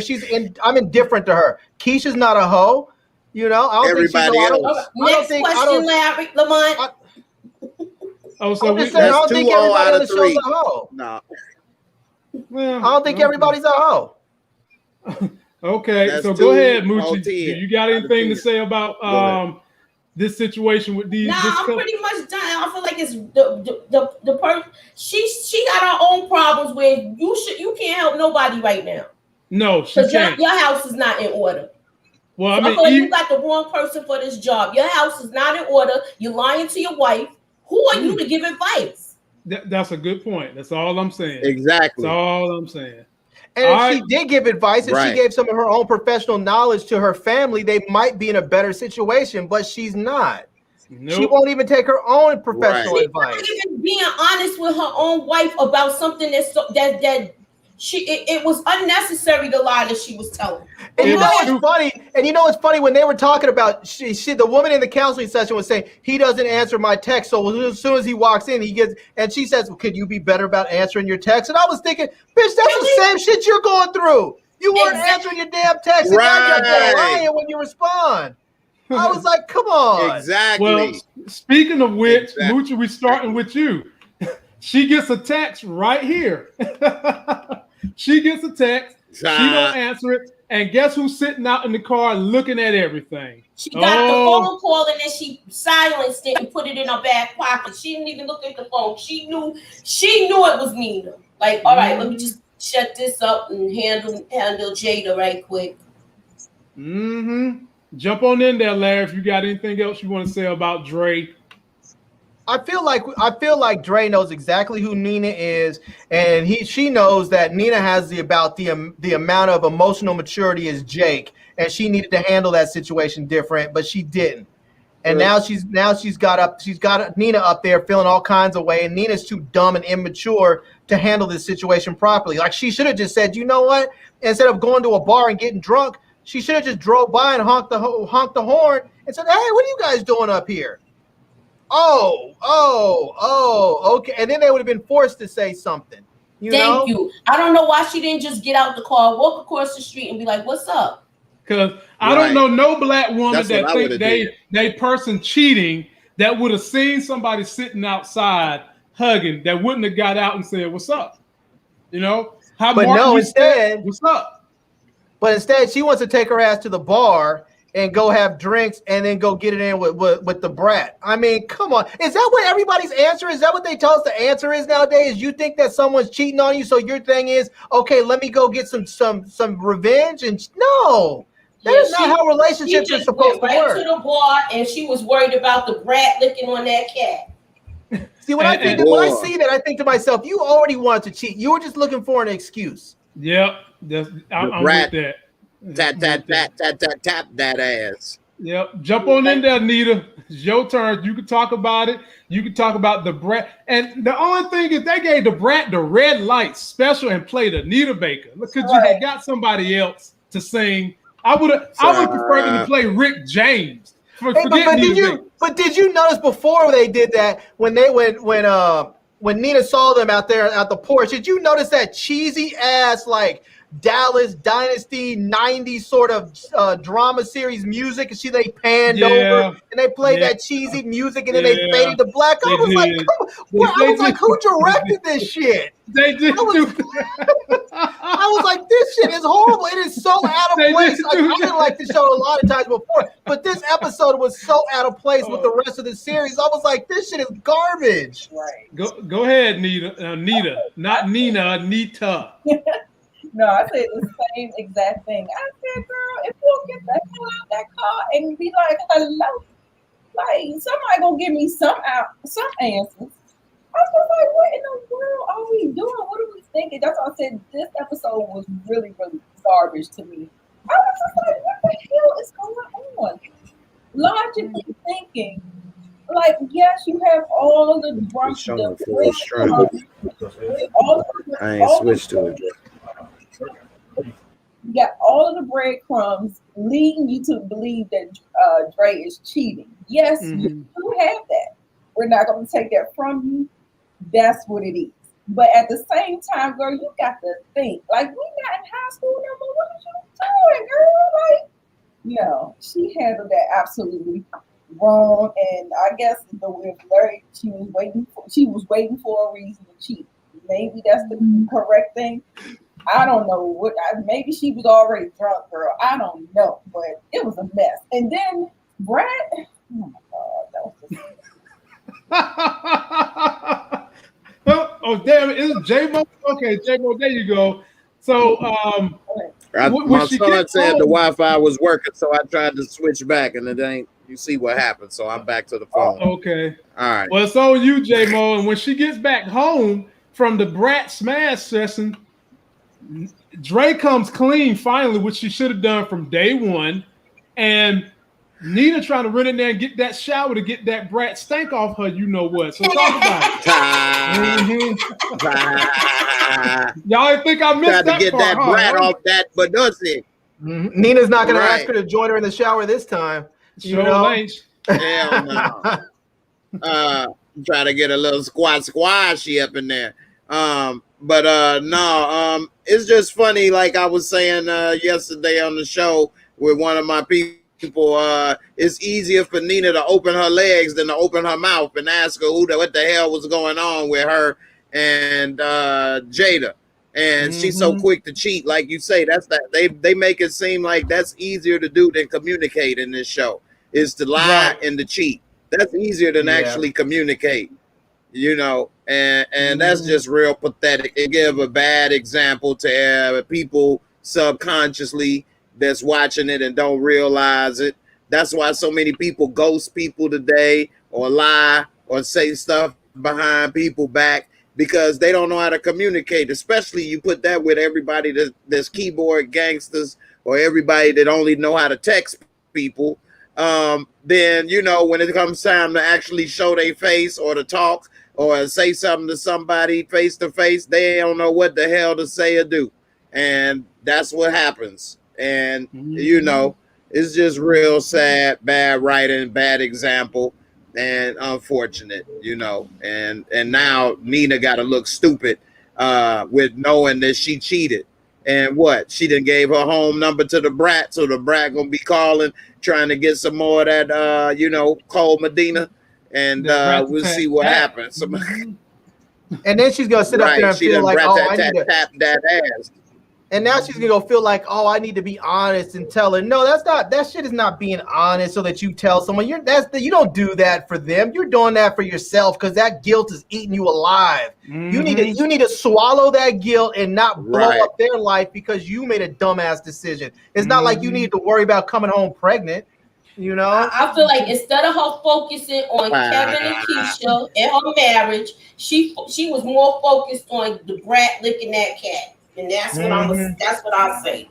And the brat licked the hell out of that cat too, boy. I mean, turned that cat from brown to vanilla. She was licking so hard. Mad. I'm just mad about the Nita Baker and the red light special. Hell, how you gonna play Capture Me? How you gonna play Rapture of Love? There was no love in there, not even a little bit. They should have just went ahead and played TLC Red Light Special. If they're gonna turn on the red light, just go ahead and play the red light special. All right. They should play Back That Ass Up or something. They was in a room with the mirror on the ceiling and all of that. Yeah. They should have played some Face Down, Ass Up or something. They should have played anything else except for Rapture of Love. Rapture of Love is a love song. There wasn't no love happening in there. You know what they should have played? My Neck. Play my some back, Trick Daddy. My pee and my crack. That's what they should have played. All right, Nita, I'm coming back to you, that Nita. Gucci. Hey, pop that Gucci, baby. Pop. Nita, so now that Dom done schooled Tiff on the ways of business, in pops Imani Shumpert, used to play for the Cleveland Cavaliers. And I feel very weird about this Brooklyn now. Okay, Brooklyn, excuse me. He used to be with the Knicks with Carmelo. Yep. Did y'all catch the way he was looking at both women? Not just one. he was looking at both of them like they was a well-cooked steak as he was offering his deal. Now, Tiff was looking at him like, you know, she might want to get a piece of him, but Dom kind of had a look like, dude, I don't care what you look like, I want my money. Nita, I don't know why I want to call you Nita. Nita, break this whole thing down for us. This is a mess. You know what? You know what? She did kind of have that little sultry look in her eyes. Yeah. On that at first. Oh, you know, your boy pick up on everything. Dom looked like she had already smashed. Right. You know? Yeah, she was looking at him like she wanted something. I think she already smashed. I think she did him like she did Emmett. Right. Yeah. And well, this whole thing, I mean, I appreciate the whole going with Black business, or, you know, trying to, you know, put your resources together to do something.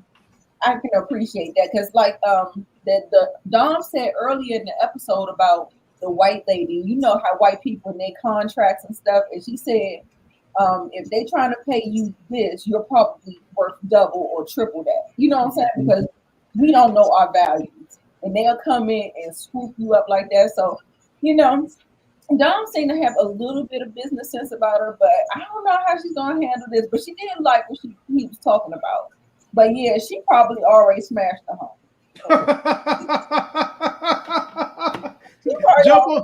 Jump on in there, J-Mo. She done smashed the homie. Boy, I see Goddess Godiva said every wife on this show is open season. She ain't lying. I mean, it seems like everybody in an open relationship or already been bust open in a relationship. Tiff damn show was ready to give him the look up and down. She already got the open relationship rules in her favor, so she gonna win the game no matter what she do. And I don't like how they keep saying this white people stuff. Like, I know people are shady, period. And so that white lady that they was dealing with, they could have had contracts and stuff. Whereas they dealing with this dude, you don't know what may switch up, what may go, what may not go. Like, you need to get contracts and stuff. That's part of business, period. Like, they always paint it to say like, oh, we Black, so it's all good. Not necessarily. People do people wrong, period. You know, they always trying to portray sometimes the wrong stereotypes in this show, you know.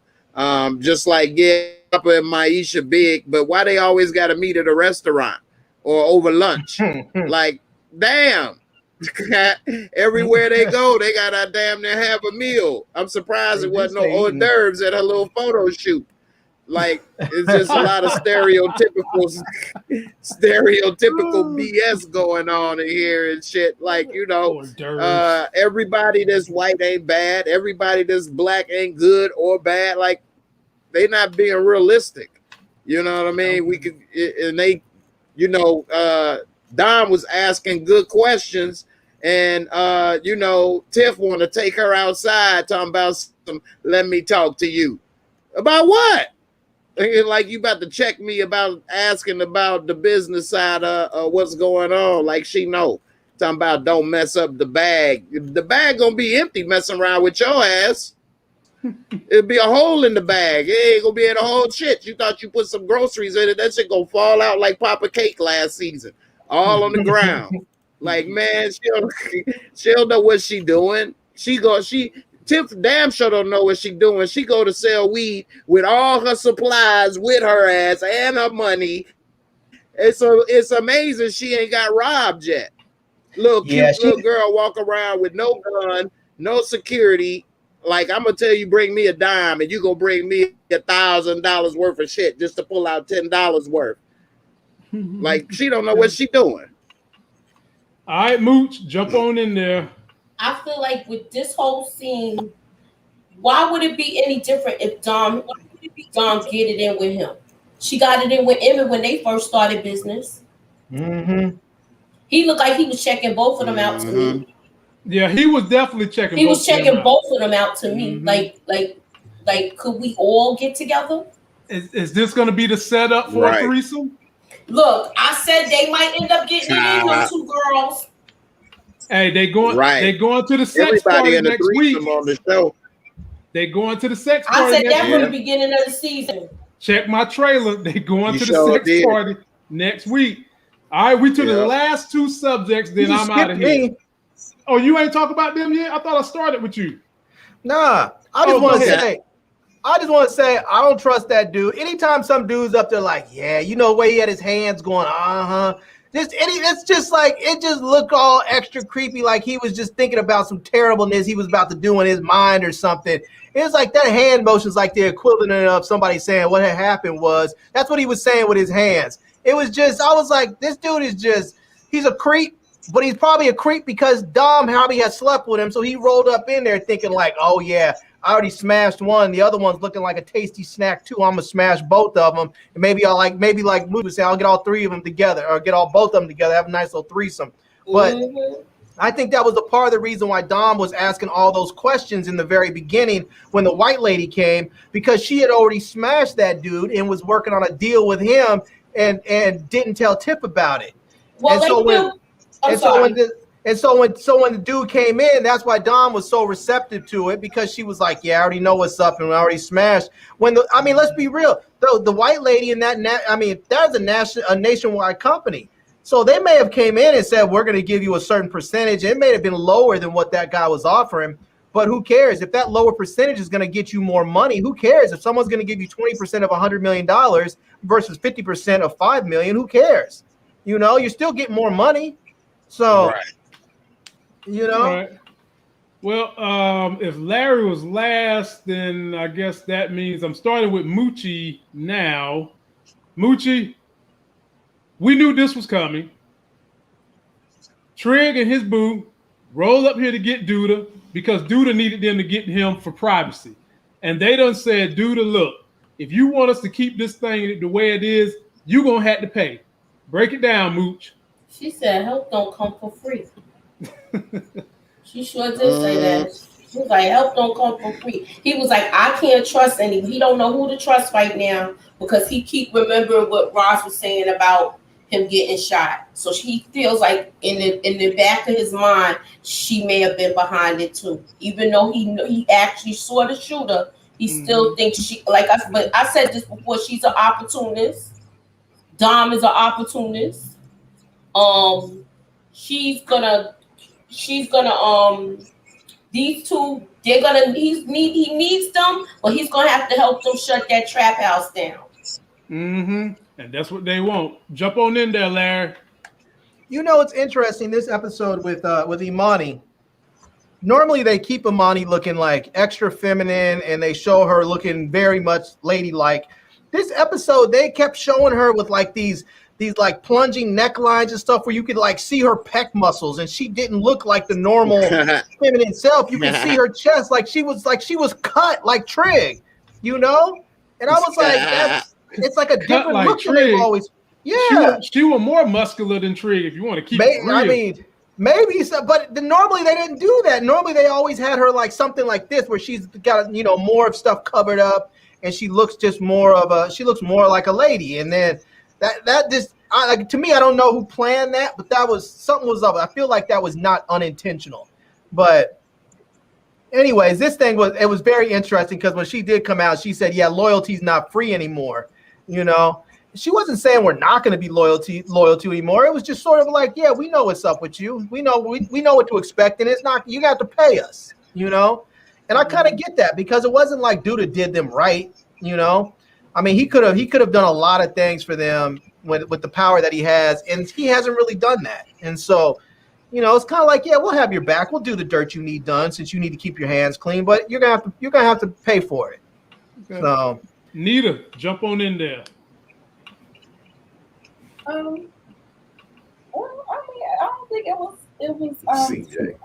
I don't think it was too much to say about it. I mean, I agree. I mean, I guess because what I did find is that Duda saying that he don't trust Rose. He's gonna what? He don't trust Rose. And I'm like, for what? Like, you know who shot you. You know who was there beside you. But, you know, I guess she did show that she liked that power or something. But I don't know. I don't know. Yeah. I don't know. I just don't like it. It's just what it is. You go ahead, somebody else. Okay, J-Mo, what you think about the hospital evacuation situation? Man, that was dumb, man. For one, why he don't trust Rose? She the one found his dumbass laying there bloody about to die. If he didn't trust her, she could have left him there to die. And then she the wife, she would have inherited everything legally. She saved your life.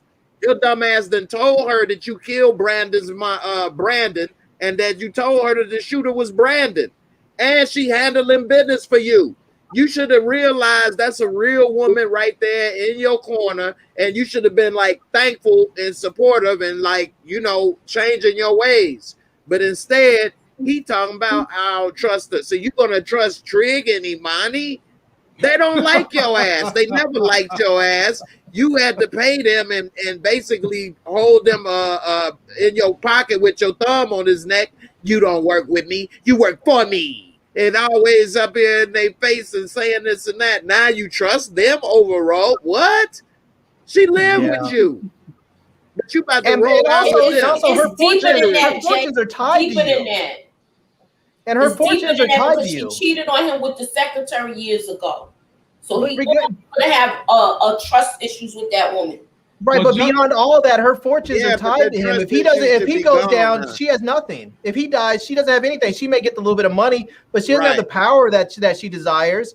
She doesn't get any of that. I think she's fixed that. Moochie, you also forgetting this. He told her that he killed, but you forgetting he told her he killed Brandon. So if you didn't trust her, she can actually get you gone in jail for murder. You can lose everything.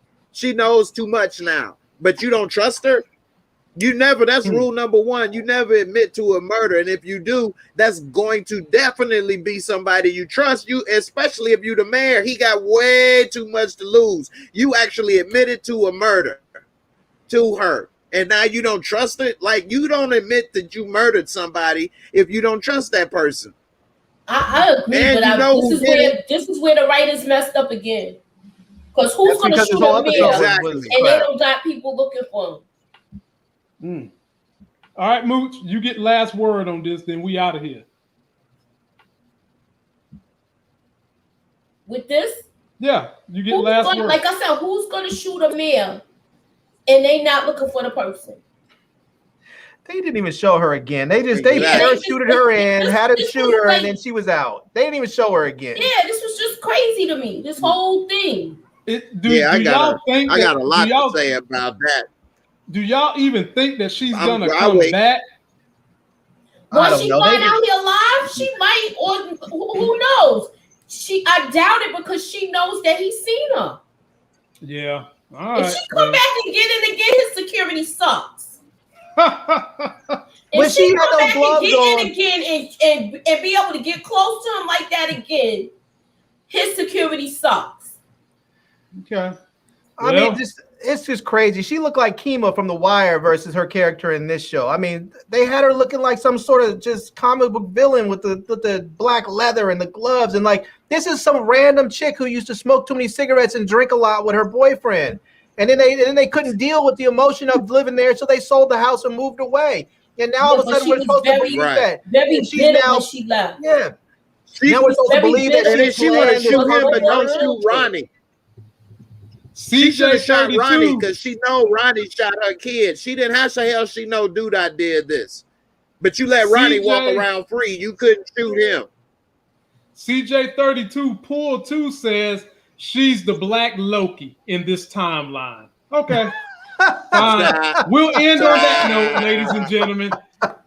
It's been real. Yeah, don't forget to like the video on my channel. Go over to J-Mo channel. Me, Larry, and Nita be back tomorrow for Run the World. Did they come back on? Oh, I'll be back too. Yeah, it came on.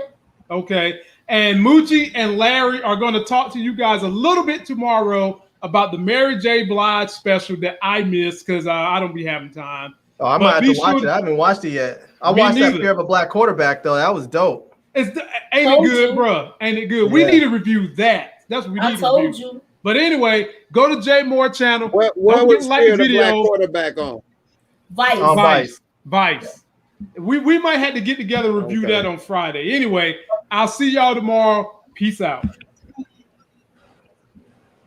All right.